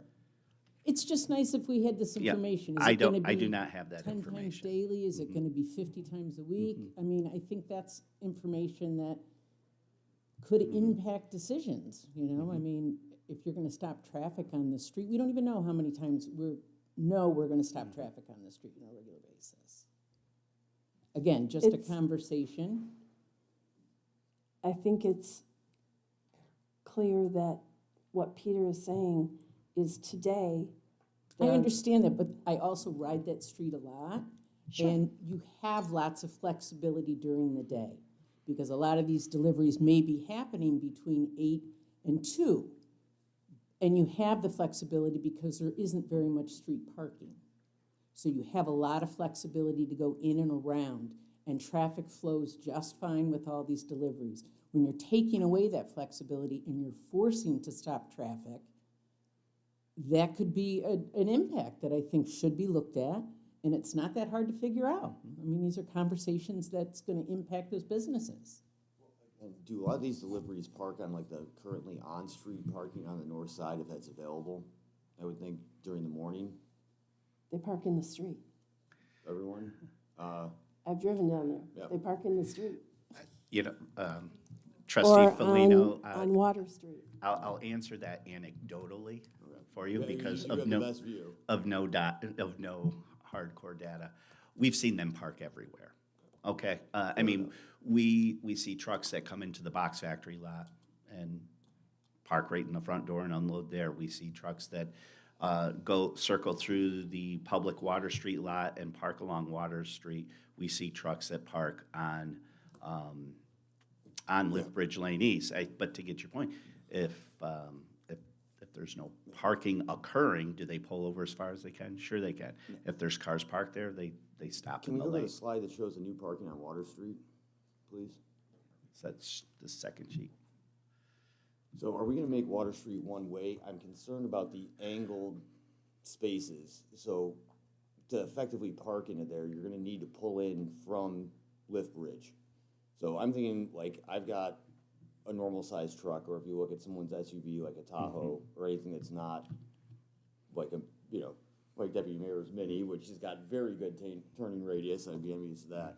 But I'm just looking, if I'm picturing right now trying to get in, because we do have the dumpsters there, if you were to come through that lot, you're gonna make a real odd turn to try and pull in if you were heading north. And again, if someone's in that spot diagonally facing northeast, you've got a real large swing radius to try and get out to head south. Would there be consideration to make that like one way and circulate through that other lot where it's only into Water Street from Lift Bridge? I could just see that might be difficult if you got one car that's trying to back out and pivot to go south as another car is trying to come in. That's actually something we have discussed with DPW. And actually, we've looked at whether it is one way, but it would be one way southbound, because that's the way the truck pattern is right now, is going through that lot. From FMC, right? Yes, yes. And that's something that's under consideration with DPW. So again, this gets back to the difference between working with concepts here and eventually understanding how the village wants to proceed and then completing the final design. Now, does DPW, do they have any like traffic engineers there, or is this just anecdotal, or like? Well, I mean, from a traffic engineering standpoint here, you know, there's nothing we're gonna really need to know with regards to volumes or whatever on Water Street. It is a function of dimensionally making sure we meet all of the design standards, which it does as it relates to the lane widths, the parking stall widths, the turning radiuses, what you bring up, the design of those radiuses so that vehicles can maneuver through the new travel paths. How offset? That's gotta be what, at least like pretty significant off of true like perpendicular, right? How much is that offset roughly? But Like, if those parking spaces were true 90-degree perpendicular to Lift Bridge. Right. How much offset angle roughly are those? There's Water Street too. So Water Street is 24 feet wide? Okay, so Water Street's 22 feet wide, and then we have the parking stalls at 9 feet wide, 19 feet deep, which is the village parking stall standard. I guess what I'm asking is how much of that angle? Well, it would be perpendicular, parking to Water Street. But To not- Lift Bridge. Not to Oh, the. I see what you're saying. Not to the- I understand now, Mike. I apologize No, for that. like, how much of an angle off a true 90? You know, I don't know. I'd have to measure that. Understood. What's the skew there? Thank you. And not the barcode skew. Right. So now that brought a question. So right now, Water Street is two ways, and it's Mhm. gonna stay two ways. Water Street is 22 feet wide. And then where it's parking is an additional, how much wider? So we are going into the existing grass median that is there today because the depth exists to put the parking stalls in 19 feet deep. So where the parking stalls are gonna be 22 plus 19? They're gonna be Yes. that deep? Well, the travel lane, the roadway will stay at 22 feet wide, and then the parking will be perpendicular off that 19 feet deep. Wow, I wouldn't have thought the median was 19 feet. Okay.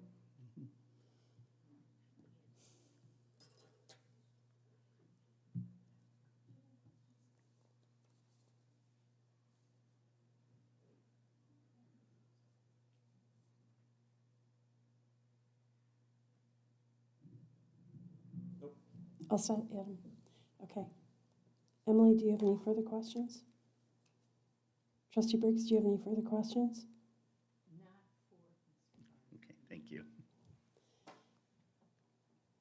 Trustee Felino, do you have further questions?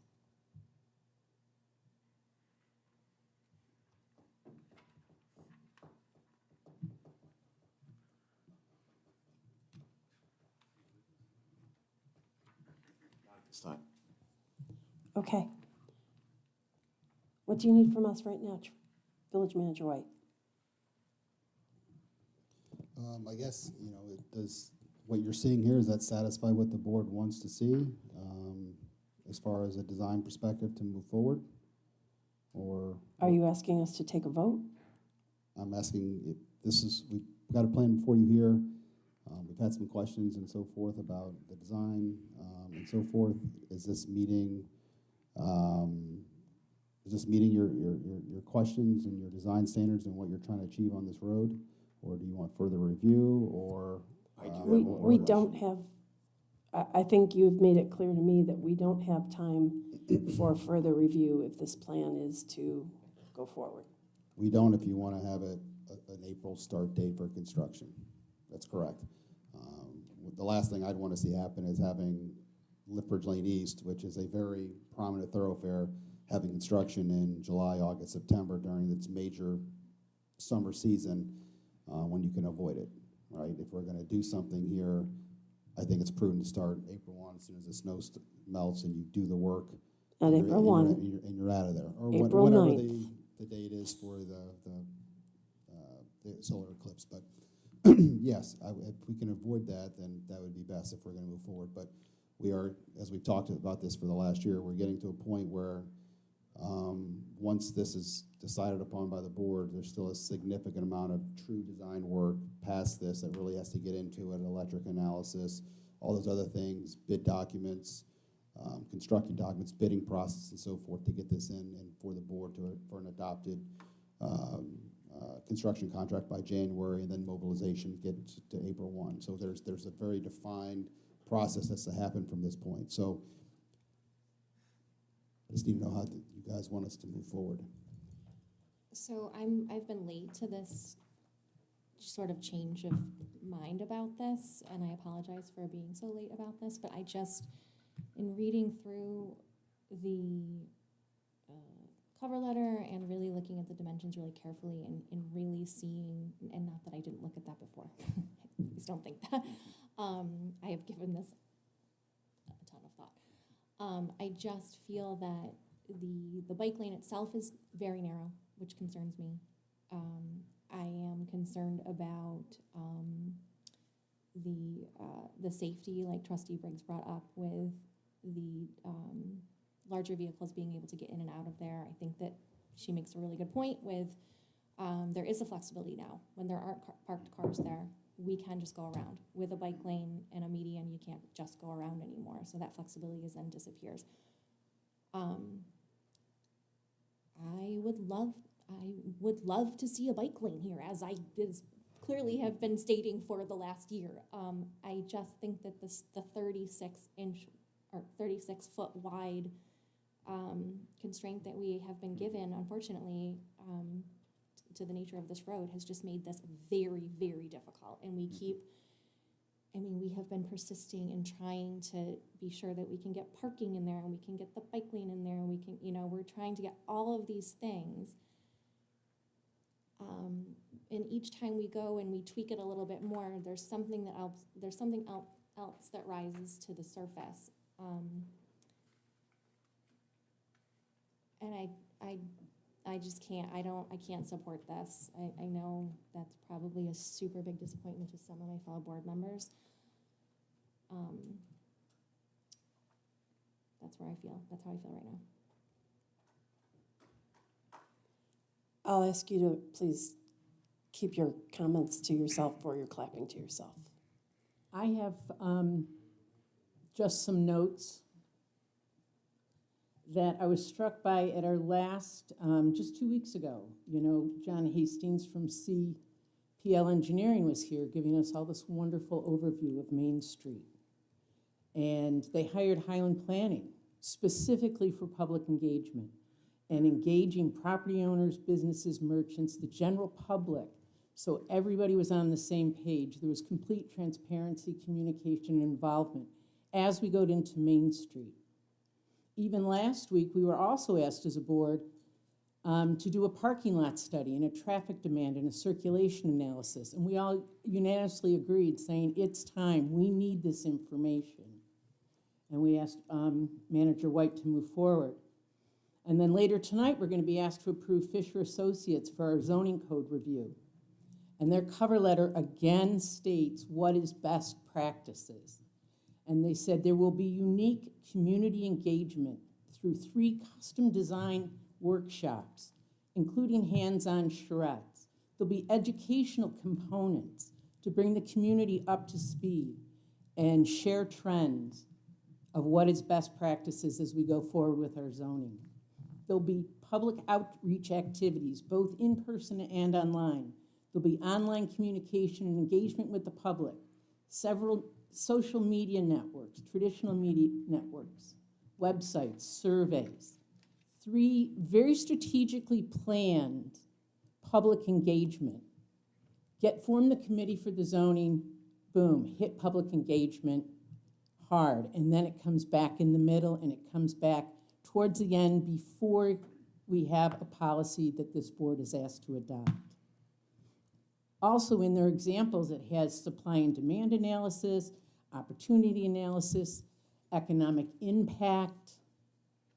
And again, the Village of Fairport, when we went to our retreat in February, our facilitator, Matt Horn, explained and helped teach us as a board what are best practices and policies, specifically for this project for Lithbridge Lane East. Because I asked, it's the same outline where you come up with your objective, you do public engagement, you create a design, rinse and repeat until you have a unique design that fits the needs of our community and all of its stakeholders. And my concern with this project right from the beginning is that the process for Lithbridge Lane East has been flawed. The village did not engage in best practices, in my opinion, in creating this design and for the last 16 months. There's been no authentic public engagement as per Highland Planning explaining what that's supposed to look like. We don't have any parking lot studies, traffic demands, or circulation analysis. I'm not even sure of the DOT guidelines as to bike lanes, low impact, medium impact, and what is necessary for a protected bike lane. There's a matrix there based on the volume of traffic, the speed of traffic, the volume of cyclists, and accident prevention. But we don't have that data. We haven't done a cycle study for uses or demands for our village or that part of our village. Now, we've heard quite often from Todd, and he's a tremendous resource. Wish I knew his last name. Starts with an S.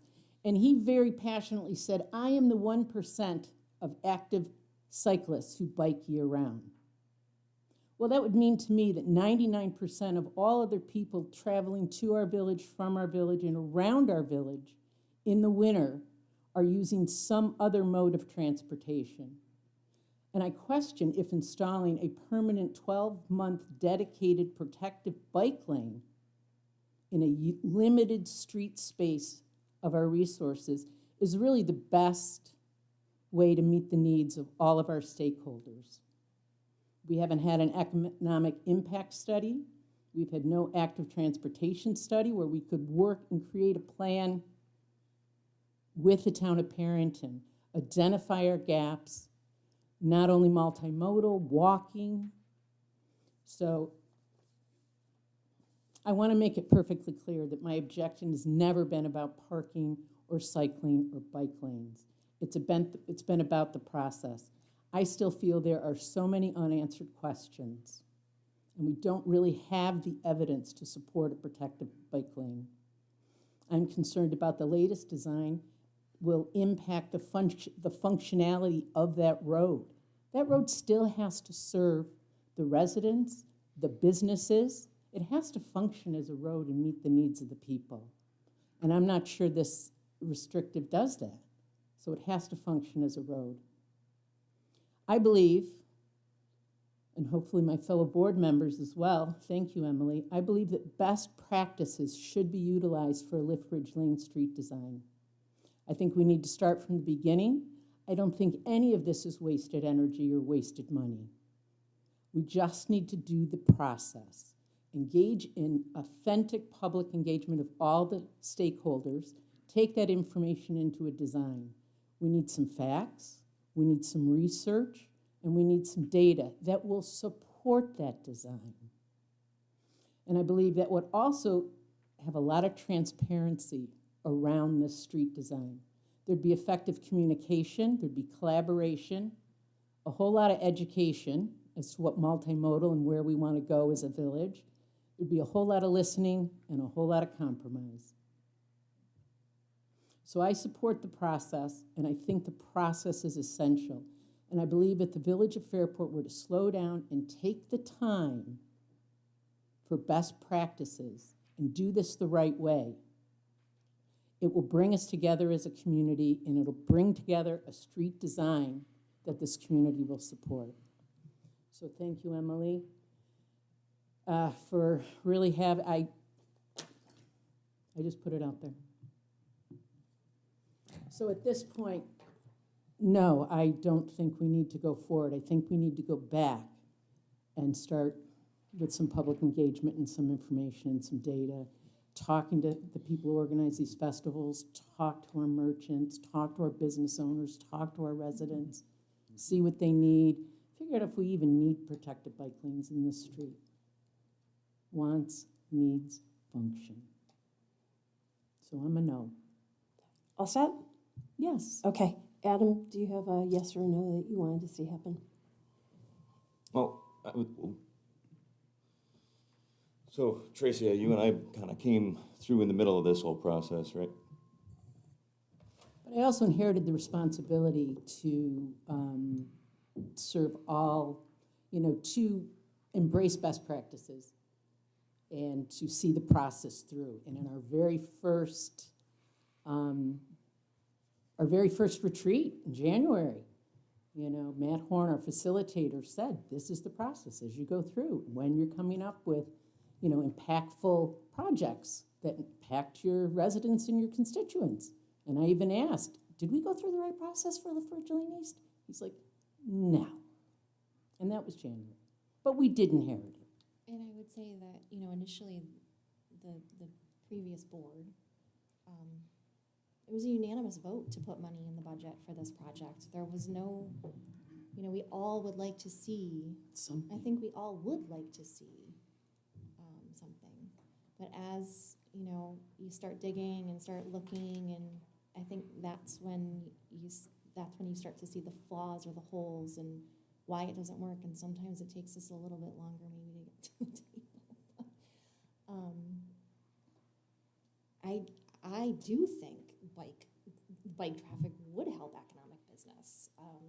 That's why I was trying to get this to work. I think more cyclists, more feet on the street, that whole phenomenon is a thing, and the research says it's a thing. And I do think this village needs to improve its connectivity. That's the whole point of this, which makes this such a difficult decision. I'm not happy tonight, but and I have to go with my gut feeling, and it's not. I support you in I going know. with your gut feeling. I don't think it's the right decision. Okay. Adam, go ahead and finish up. Right. So as I say, came through partway through the process. Had a chance to talk with folks around the community. I've also heard support for the bike lane. I know there's folks in the audience that maybe don't believe that, but there is support out there for it. I would say that what we're seeing here has elements of best practice in it. By shifting the lane there, you're going to enable people to encourage people to slow down. It's going to improve safety on the street. By having the two lanes that are there, 23 feet, when you're looking at a fire apparatus, they're looking for 22 feet for the stanchions to come down on either side. That is a regulation. On top of which, I have been down many times on Liftbridge Lane East and see people use their brains, figure out how to get around a truck that stopped, and just keep going. I haven't seen backups.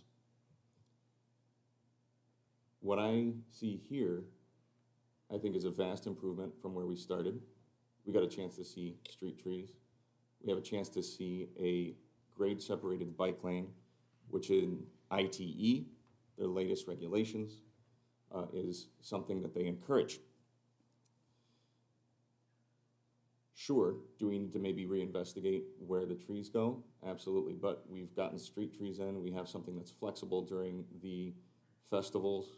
We're able to mitigate any of the questions that we had about a median with people stepping up and stepping down during the festivals. We're able to get some parking additional on the street, particularly for the folks, for the residents on the south side. I think this is a good design. I understand that there might be folks out there who do disagree with me. That's fine. I also understand that there's folks up here on the board who disagree with me. That's fine too. That's where I stand. Thanks. Go ahead, Mike. So throughout this whole process, I think I may have come across as the most ardent against this bike lane, and I certainly don't want that to be construed as anti-bicyclist. What I've been furiously writing, what everyone's been talking, is I think some of the comments that we heard from Citizens Forum about streets where the pedestrian safety is truly an issue. On Church Street, we've got speeding, we've got people walking. I think those streets, due by traffic volume and by pedestrian use, I would love to see it with like a true village-wide traffic study to implement this concept on our Church Street in north and south. That would connect the four quadrants of the true village, slow down traffic on Church Street, on Main Street, protect our bicyclists and walkers, to connect them through there. I remember when Chief Barnes came and during some of the traffic studies, I believe maybe one, if any, pedestrian accidents occurred on Lethbridge in the last 10 years, if any at all. And I just feel that having two little segments, we're gonna have a section that's still at grade where it has to connect all the way through. And I think taking a step back, I don't know what this means for bidding on April 1st, if we just go one more year with that street, or if we just take out the bump outs and repave as wide as it is, then we can make a seasonal lane with, you know, removable barriers, but all on grade, just make it as wide as possible. And then you get bicyclists on the north side. I know we've talked about it, but I'm gonna vote no for this proposal and just to repave. So I would love to see a study that supports protected bike lanes the entire length of West and East Church Streets and North and South Main Streets. It would help everyone who's trying to get to and from schools, whatever neighborhood in the village they live. I think that would give true interconnectivity throughout our entire village and safety and help mitigate speed. That, to me, would be the perfect spot for those Union and East Main Street, the raised protected bike lanes on those main roads.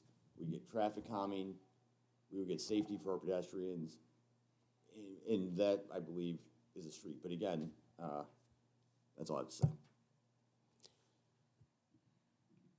I want to thank all the board members for sharing their thoughts on this topic.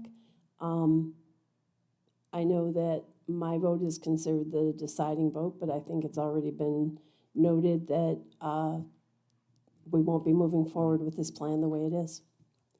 So I don't know what the next step is after that. I'll leave it up to Village Manager White to determine what, to share where we go from here. I'm guessing that we just leave the street the way it is and pave it. Well, it's up to the board, but yeah. So can we have a formal roll call vote on this then? No, this is not an official vote. This was just, are we moving forward or not? And there's no need for a roll call vote because we just heard where everybody stands. It wasn't a formal vote. It was just, but if you'd like a roll call vote, Well, Mike. I would like to make a motion that we entertain to pave the street and keep its existing current, and that way we can put this to bed officially and decline all of these designs. Can I have a second? Can you repeat your motion, please? My motion is to, for a vote to either accept or reject these proposals or to, and just to repave the street as it is in current configuration. So move. No, he moved it. You're seconding it. I'll second it. Second, trustee Briggs. With the motion on the table, if I may ask for clarification, I think there's two motions in that proposal. One's regarding the existing, whether to accept or not this proposal. The second is to pave the street. With regard to the second issue, I would suggest that we would need some financial parameters associated with the paving of the street if we are to proceed in that manner. And anything else that the village manager may suggest with respect to that. We have those monies budgeted for paving as part of this project anyway, but, Would it include straightening the street, the bump outs? well, either we're doing work or we're just paving it. We can do whatever we want, determine that scope, but right now it'd just be a mill and fill unless the board wanted to move forward. We can talk about some of that and that scope if that's what you want to do. I mean, I would highly suggest, once paving it, replacing some of the light features and some of the other types of things on there at a minimum. Just cleaning it up, making it brighter, bringing it to the next century, and doing some other little small streetscape style amenities, but just keeping it the same configuration if you were just going to move forward with paving. We don't have to determine that tonight. Yeah. Let, There's a motion Let's- on the floor for not proceeding with the current plan and to pave the street. My suggestion for the board's consideration would be I would split those into two resolutions if the board would choose to do that. And as for the second resolution on the paving, I'll defer to the village manager, but I think some parameter on that resolution, you know, for further consideration by the board as to the scope of that project probably would be needed. Yes. So does that mean we have to take 2 votes or 1? I would suggest perhaps a withdrawal of the current motion on the floor and perhaps reintroducing them one at a time. I make a motion to withdraw my current motion. Second. Yeah, can we pull the board on withdrawing the motion? Just so we have it for the record. Aye. Aye. All in favor? Aye. Okay. Aye. Now I will make an amended motion that we vote on either accepting or dismissing any reconfiguration. What You we can did either there. introduce the motion in the affirmative. I would move to proceed with the plan as prepared by BME Associates and then second that and pull the board, or you can introduce it in the negative that I would vote to not proceed So with we the plan want- proposed by BME Associates. I will introduce it for a vote to approve the plan, which a nay vote majority would kill that. If you move to proceed, then a majority of nay votes would defeat the motion. So it would not, It would not it would proceed. not carry and it would not proceed. Or introduce it the way you wanted to. I think it's, as the mover, I think you'd want to introduce it to not proceed to avoid confusion in the record. Yes, so that is it. I would like to make a motion that we do not proceed with any of the designs presented. I second that. All in favor? Yay. Aye. Aye. Those opposed? Nay. Nay. So the ayes win, so that is removed. And then I will introduce a motion to repave the street in its current configuration. I'll second that. As we were saying before, pending final scope of work is to be defined at a later date. Correct. 'Cause I'm sure you're gonna wanna do some other things. Yeah, cosmetic or Sure. amenities. So just Lighting, add to your motion that pending, pending further design outside of streetscape work, is seen fit by village management and DPW. Yeah, we'll get together with the board and talk about that, whatever you want. It's not up to just us. Is that a motion? Yep, and you second? I Or will does someone second that for you. Us all? Aye. So hang on. Is there any discussion by the board on the motion? is there discussion from the board? you want to discuss this? I'm good with the Emily? discussion. We're gonna discuss this in further detail at a later date, so I'm good with that. I'm good with that. Just to confirm, because Mike, at one point you were wondering what waiting one more year and looking into a potential flexible use of space curb to curb would be. Would that change thoughts? No, I think right now, because given that we have to come up with something, I'm just gonna say is in the current configuration pending cosmetic, non-streetscape implementations or considerations. Well, I guess that's my question. This is a use it or it's done? The way the motion is currently, yes. So in other words, budget-wise, we could table this for a year.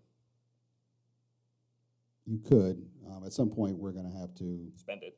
we're gonna have to do a mill and fill on the road. It's eroding at its base. Could you do it another way to another? Sure. But if we're gonna wait, then there needs to be some active investigation of what you're trying to do and what that scope is gonna be before we move forward. We want to define that scope of work and what you're trying to achieve before we move forward with any type of future design or concept. Right, now, so the reason I'm saying that is from. But in a year, we're not gonna get through with 5 different studies and all these other types of things that were brought up tonight. So if that's the objective, I don't reasonably think that that will happen in a year's time.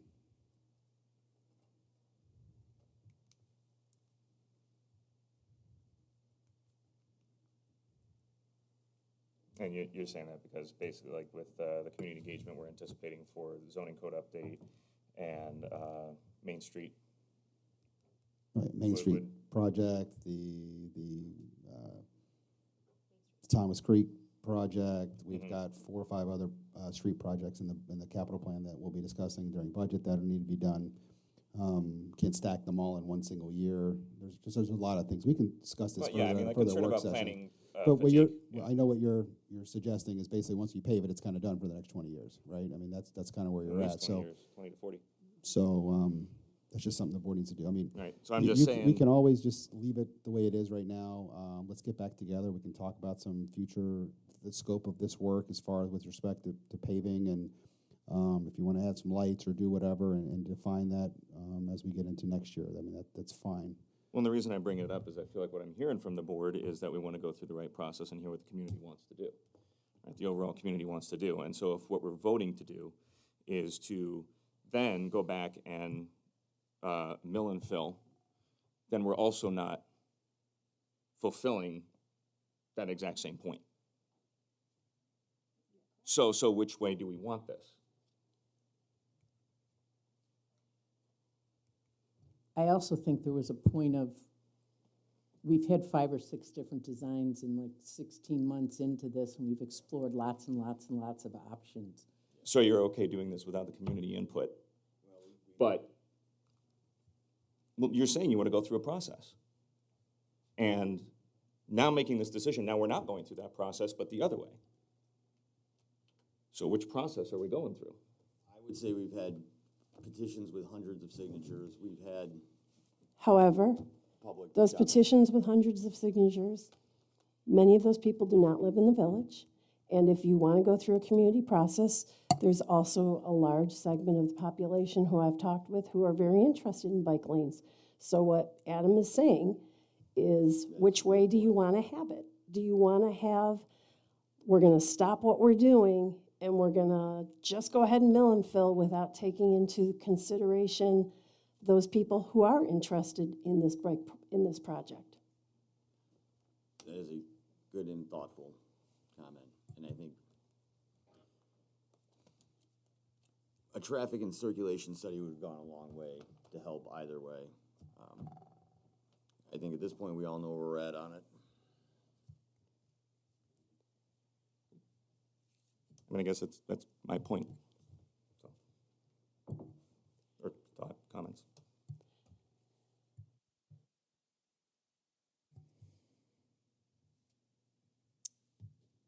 I think that, organically, we've learned a lot by going through all these steps. Did we learn what we did learn? In maybe the right way? I would say we could do better. But we have learned. So there hasn't been a loss of information. There's been a lot of knowledge gained through this process. I think that if we did just mill and fill the street as it is, there still is a lot of opportunity to, we could do it. We could do sharrows. We could still involve the community in how that might look with the street existing the way it is today, with some improvements. I don't think that agreeing to just mill and fill is like this, we're losing out here on including the community. I think there is a way to still include the community on how that might look with just the decision of going forward and mill and filling. And I guess the reason I say that is because we have looked at so many plans that would include a protective bike lane in some way, shape, or form. And there's just a lot of constraints with that, and we don't feel comfortable moving forward with that. So that, I feel, obviously that's off the table, but I think that mill and fill would be okay, and I think we will encourage the community to add to how that would then look given that. And we could get the art committee involved in the partnership and, a good collaboration. Make it like the neighborhood of the arts on University or something, and, keep it as it is. I think you're missing the point. The point was, we wanted to have some formal discussion that was missed out to do the road this way. And if you're gonna not change anything, there's a segment of this community who is going to be just as upset that we have now taken bike lanes off of the table. So what it is upsetting. I just don't think it's possible. I mean, there are some things it's not possible, in my opinion, in a safe manner. So yes, there is some disappointment. There's some disappointment for a lot of us. But we can't change the fact that the feet is 36 feet wide. It is what it is.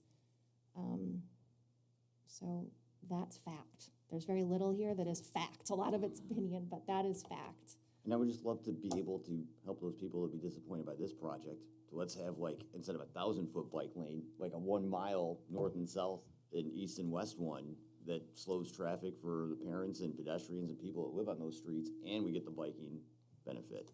So that's good, but we're talking about this particular project. And in this particular project, unfortunately, this one is a zero-sum game where some people are going to win and some are going to lose.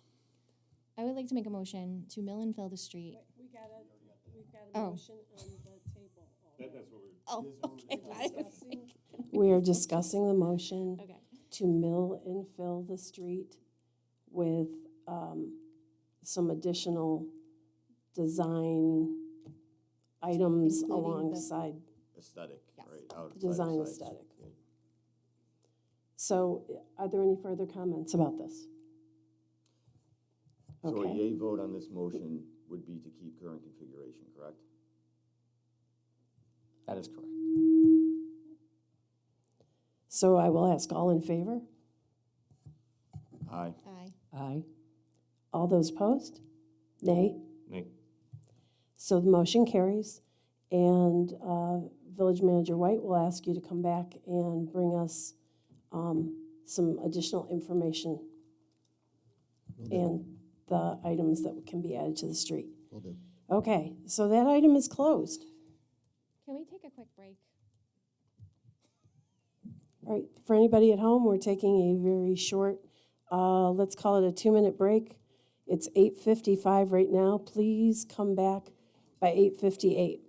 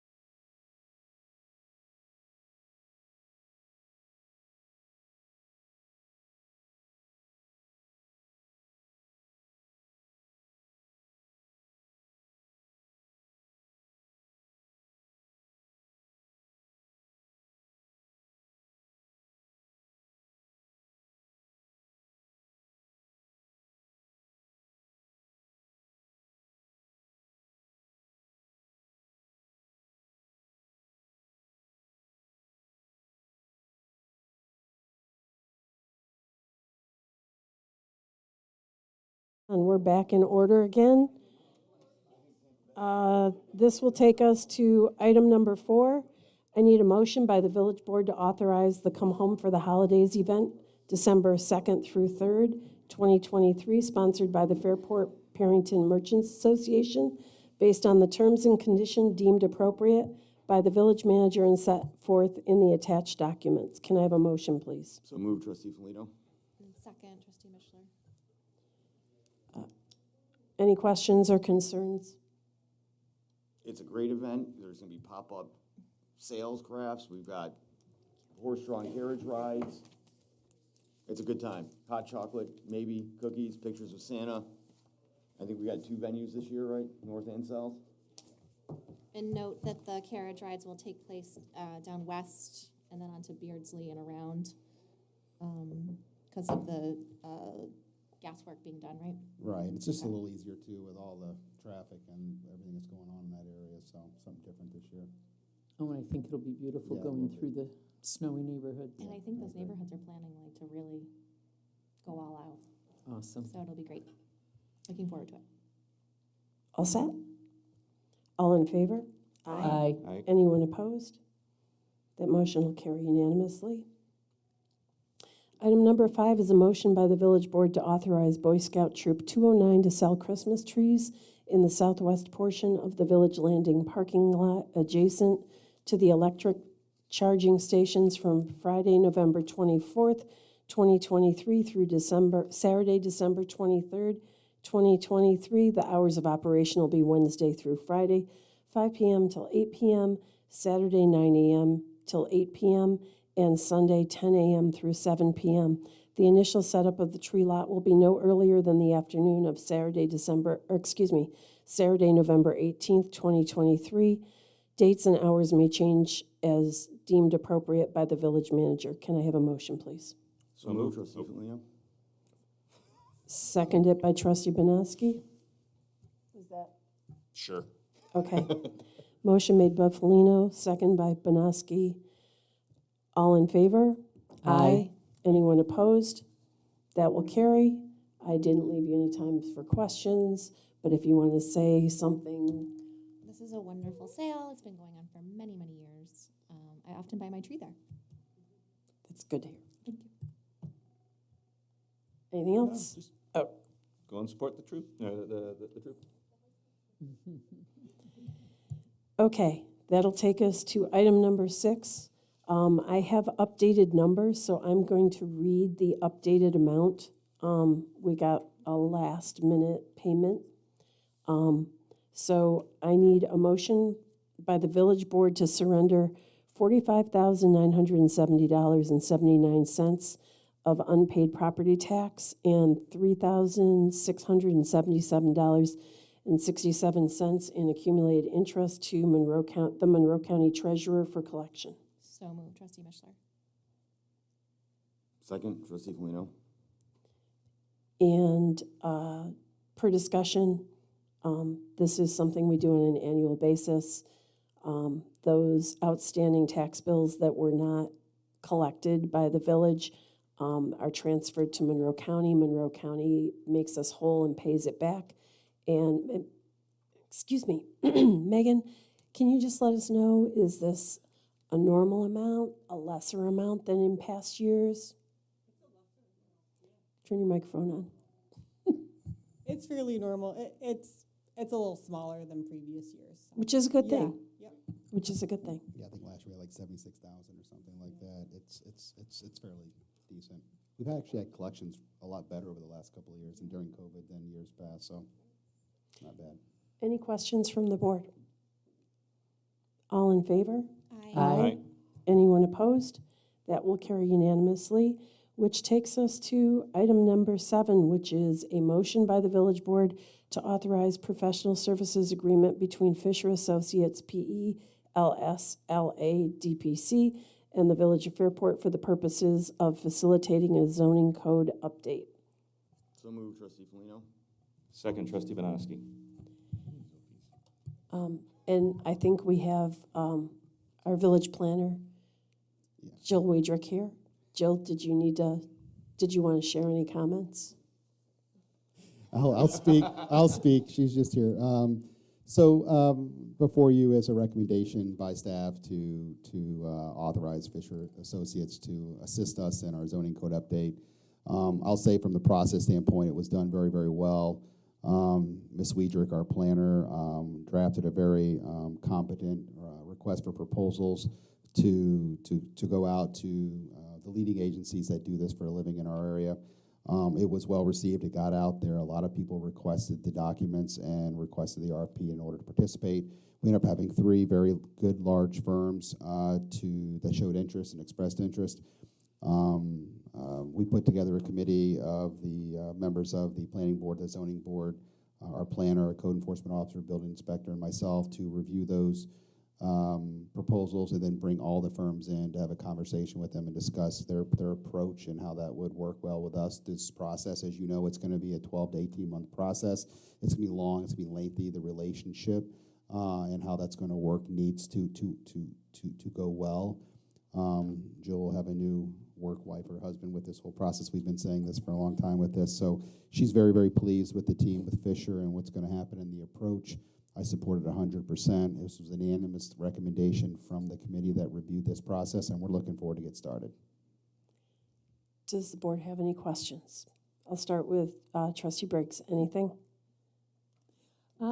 Just that I read through the proposal and I knew, as I mentioned earlier, that we'd be going through that. I was very impressed with their cover letter, their examples, their thoroughness, their timeline. I'm very comfortable and impressed with going with Fisher. So I'm good with that. Good choice. Anything? I know this is long overdue, so I'm really looking forward to this unfolding and being a part of it. I would love to see a board member or 2 perhaps on the committee. So really exciting. Thank you, Jill, for all your hard work so that we can get this done. Yes, absolutely. I think it's fantastic, all the work that goes into it. I know, Joe, when you first came here, you had a lot to get your arms around, and already you've been in front of us at least once or twice talking about, what is and what isn't working in the code, making little tweaks where we can. And so between all of that, working with the GTC to secure funding for this, I mean, already, we talk about how long it's going to be. Already, it's been over a year for Jill just to get to this point. I'm very excited for what we're doing here. We have an opportunity to, make our zoning code reflect the existing conditions and where we want to be going here. So this, I've had a chance to, as well, look through the submission. Very happy with what I'm seeing. I think it's going to be great. Very excited also to hear from the experts that they have and the experience that they've brought from other places. Because what we're doing is we're merging our local knowledge with the knowledge that planners have when they go elsewhere and find ways to fuse that to bring us our best practices here. This is going to be great for everybody at home who's listening now or in the future. Please make sure you come to the meetings because this is going to be very important for the village. Trustee Foligno, anything? Well, I am sorry to say that I will not be here to watch Adam and Jill nerd out about zoning topics because I interest this, but this is way above my ability to comprehend. I don't think you're going to miss the process at all. I think you're so joyful in the background. Like, no, oh my God, thank you. The only thing I ask is please can we keep one of these funny terms like saloon or haberdashery or like dressmaker. They're gone. They're going. They're all going to be They're gone. terrible. You can't define them. Yeah, They're awful. no, and that was it. And I think just cleaning it up and bringing it up to modern terms that understand where we had, things that are actually relevant to our life. Now we know what your going away card's going to have on the front of it. I better be a sharply Saloon. bespoke gentleman from a haberdashery. And if sorry, real quick to add one more thing there too. What we have an opportunity here too is when we set the zoning code to encourage the types of things that we want to see built here, and that's another great thing that we're able to do when we get the code right. And from an aesthetic, how it's gonna look too, the look and the feel and the environment. Right. But really align it with the comp plan going forward and where we wanna be. And that would help for, density and accessibility, and I think really clear up some confusion and make sure that we've got it. And I think what I will say is, with 3 meetings left after this, some of the problems that we face on this board are wonderful things to have. There might be challenges in the community in terms of tight parking or busy streets. We can go down to some other canal towns or some other Finger Lakes towns where you can park anywhere you want, but every building is vacant, there's nothing to do. And I just ask everyone to keep that in mind. We might not all agree, but we're very blessed to have as busy as we are. I think the fact that it's tough to find parking, everyone needs to remember that's a good thing. That means we've got a great and good, vibrant village with good leadership from mayor, deputy mayor, manager, clerk, treasurer, as we just had from our accounting firm. We've now got Jill on board. Deb, I hope she's enjoying her retirement. But, everyone laid the foundation and groundwork here before, and now we got a new comprehensive plan. We have someone who specializes this. We're gonna get our code updated. We got the new comprehensive plan. Those will work hand in glove, and it is very good to have. A crowded village is what a village should be. You don't want to be in a ghost town. So with that, all in favor? Aye. Anyone opposed? That will carry unanimously. Item number 8 is a motion by the village board to appoint Richard Waldo Jr. to the Fairport Fire Department. So moved. Defer to Deputy Mayor Mishler. I will second. We do have an all-volunteer fire department still, so I'll just make a brief comment about how much we appreciate those individuals who choose to volunteer for our fire department. Does anyone on the board have any comments that they wanted to add at this time? Thank you for Thank you. volunteering your time and not just your time, but your life and the ability to step up when somebody else's life depends on it. I think Julie, you talked at the last meeting about several folks who had provide life-saving support to the risk of their own life. That's the folks that are stepping up here. So all the thanks in the world. And what I will say is a prime example just occurred this Veterans Day at the VFW post after the ceremony that was there for veterans, and lunch was being served, and one of the other veterans had a health emergency, passed out cold, turned purple in the face. It was, convulsing a little bit, and our Fairport Fire Department arrived, started rendering aid, making sure he was upright until the ambulance arrived. But they were there within mere minutes of calling, and it's not just time. This is time, or volunteer boards are time. It's the emotional commitment they have to make as well, the psychological part of being that, where they see things and arrive on all sorts of emergencies. It's, in addition to time, they're also donating parts of their psyche. So it's really, applaud that. With that, all in favor of this appointment of Richard Waldo Jr.? Aye. Anyone opposed? That will carry unanimously. Item 9 is a motion by the village board to appoint Alexander Green to the Fairport Fire Department. So moved, trustee Mishler? Second. Oh, go ahead. Nope, nope. Second, trustee Felino. And I think most of us have the same comments that we had last time. Anything new that you want to add? Just that, the same thing. I always feel bad for the folks who come after.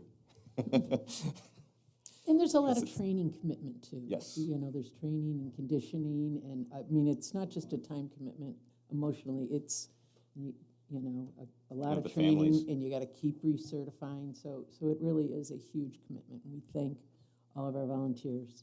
Here's what I'll add new to it. Brian, do we have update on new fire truck? Let's leave that for the end of the meeting versus in the middle of an appointment. So with that, all in favor? Aye. Aye. Anyone opposed? Welcome Alexander Green to the Fairport Fire Department.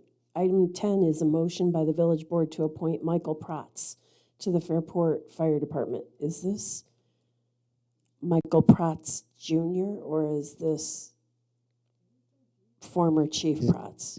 It's not Junior, but it is his son. Former Okay. Chief's son. Okay. All right, so, again, I need a motion by the village board to appoint Michael Protz to the Fairport Fire Department. So moved. By trustee Mishler, Second.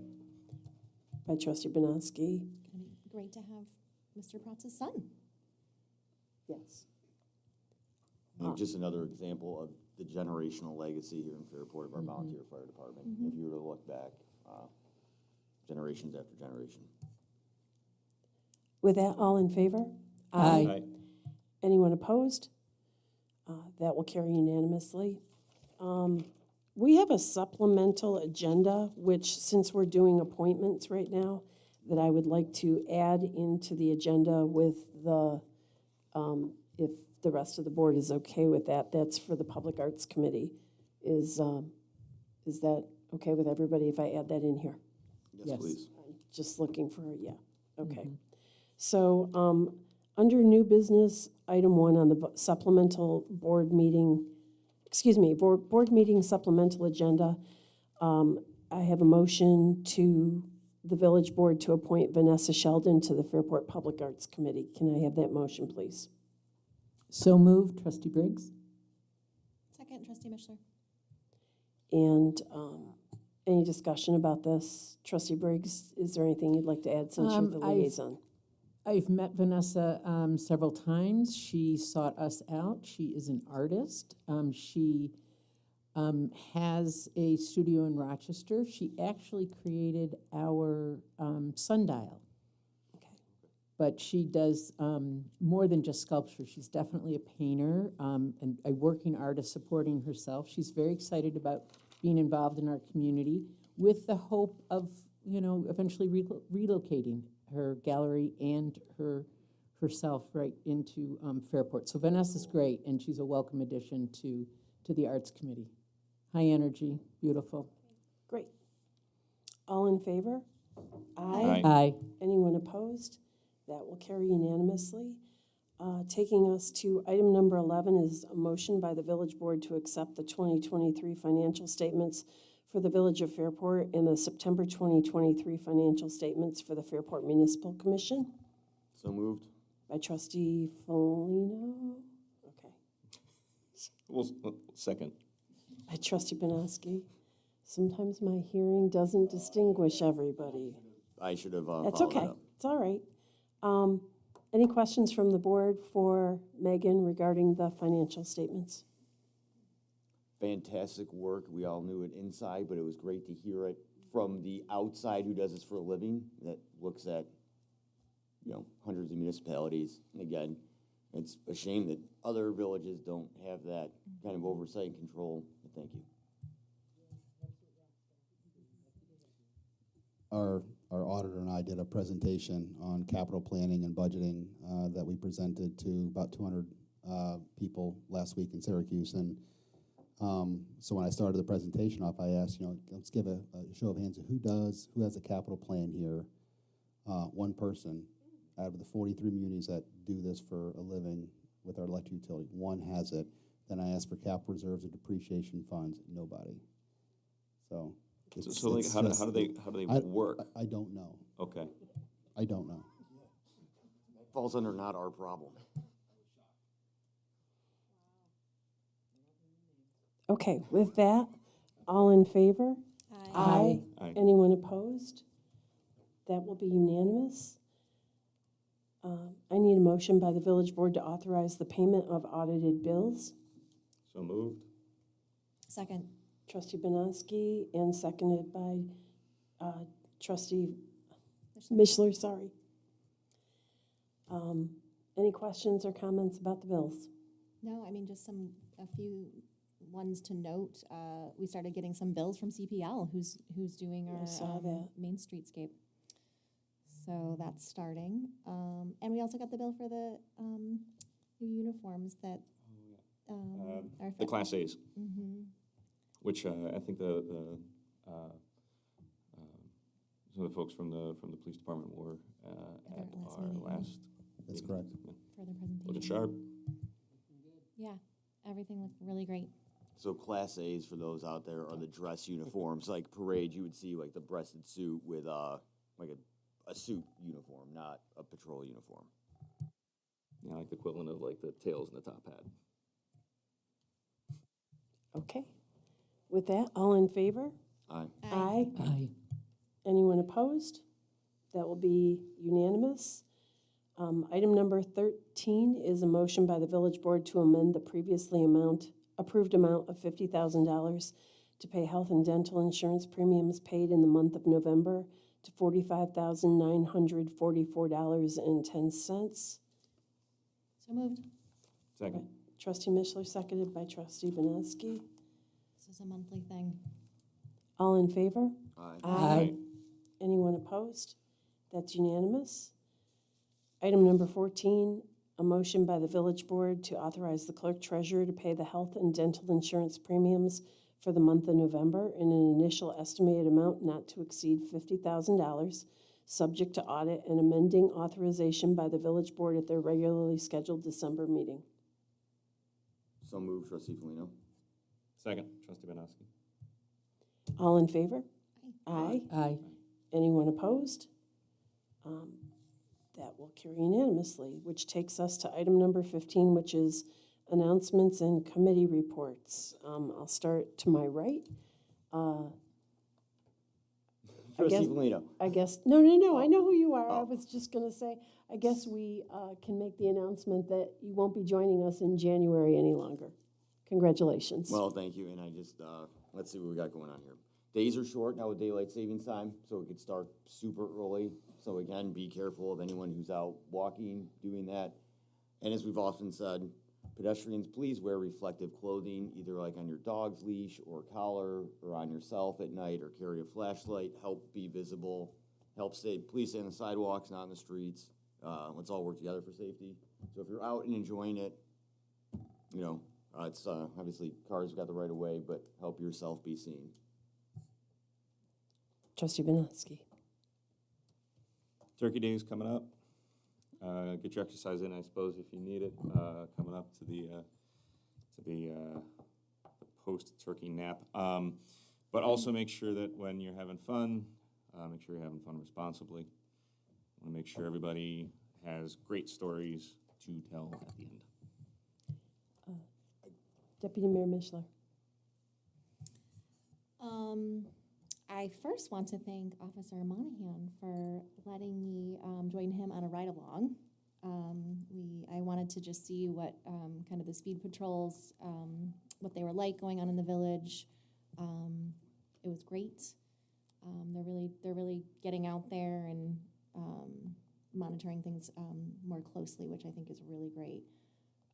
And any of the board members who would also like to do a ride-along, you are welcome to do that.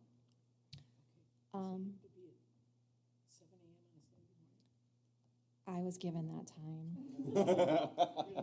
And actually, Officer Monahan didn't even think I was going to show up, and I was right there.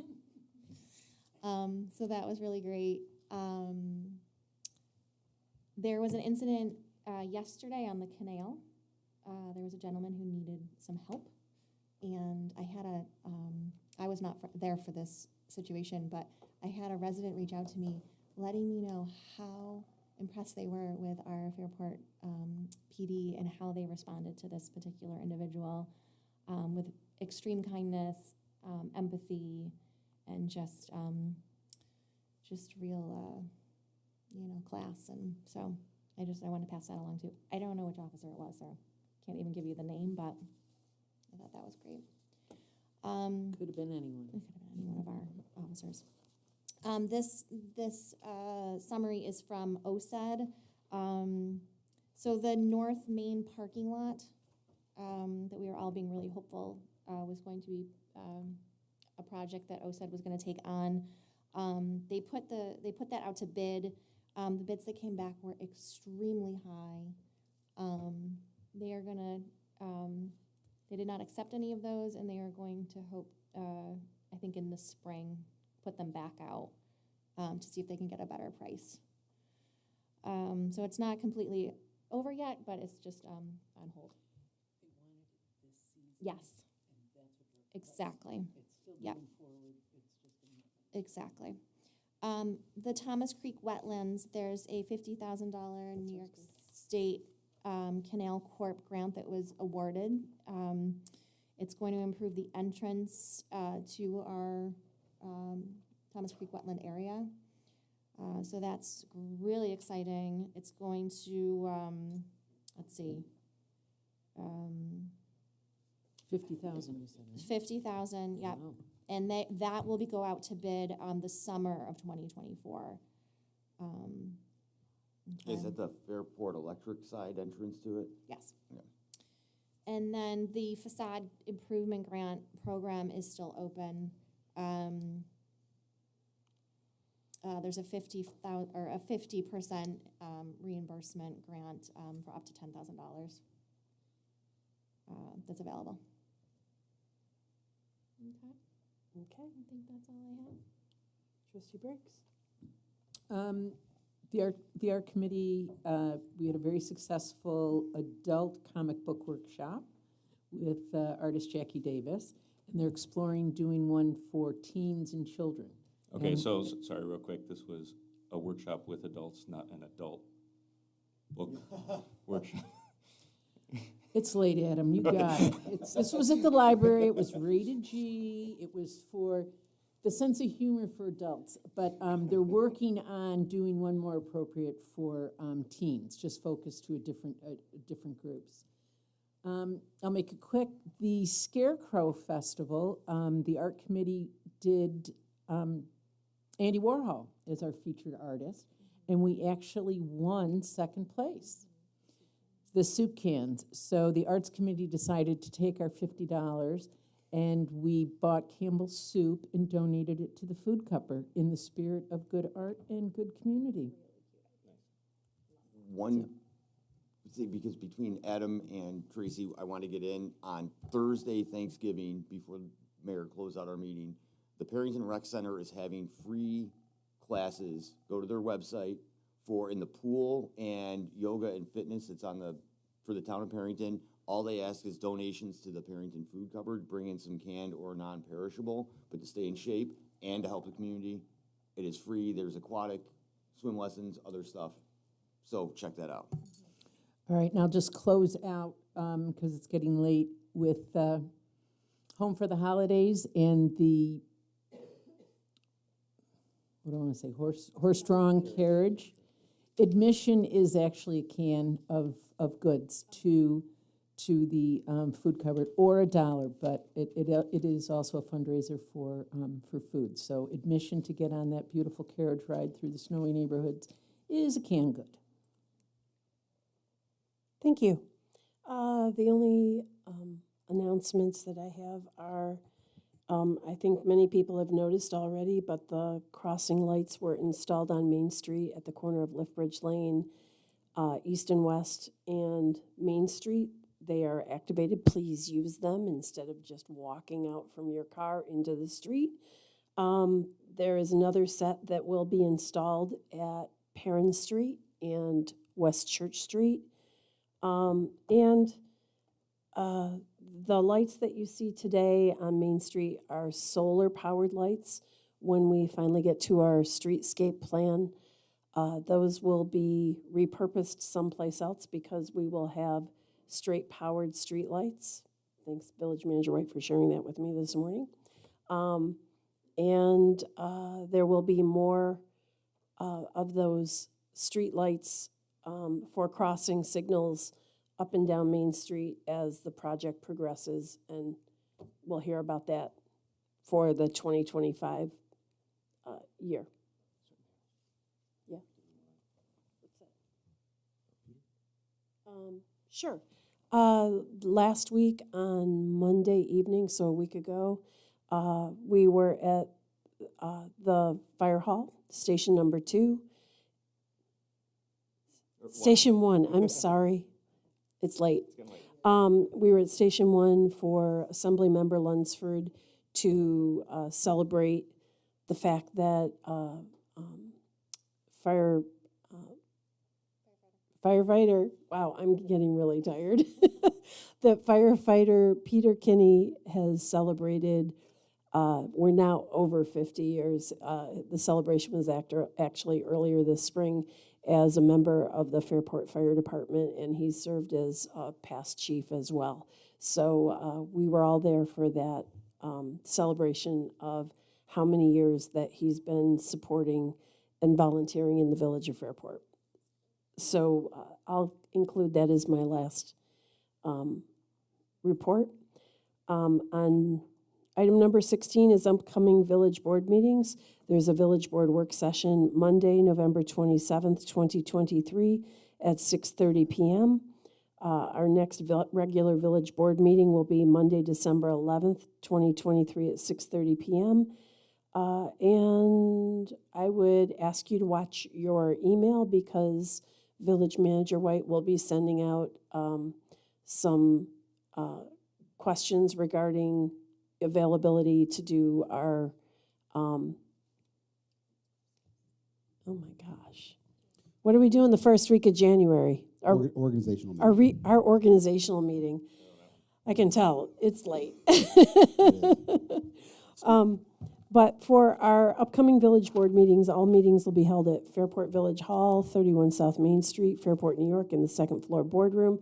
Watch your email, trustees and trustees-elect, for that first week in January so that we can pick a date for our reorg meeting.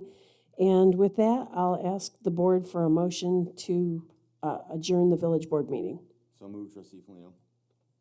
Second, trustee Banowski. All in favor? Aye. Anyone opposed? I believe that we are adjourned. Have a good evening. Thank you, everyone, for joining us. And thank you for all the people who showed up to offer comments at the beginning of the meeting. They were greatly appreciated. And we will take a look into some of those topics that were brought up at the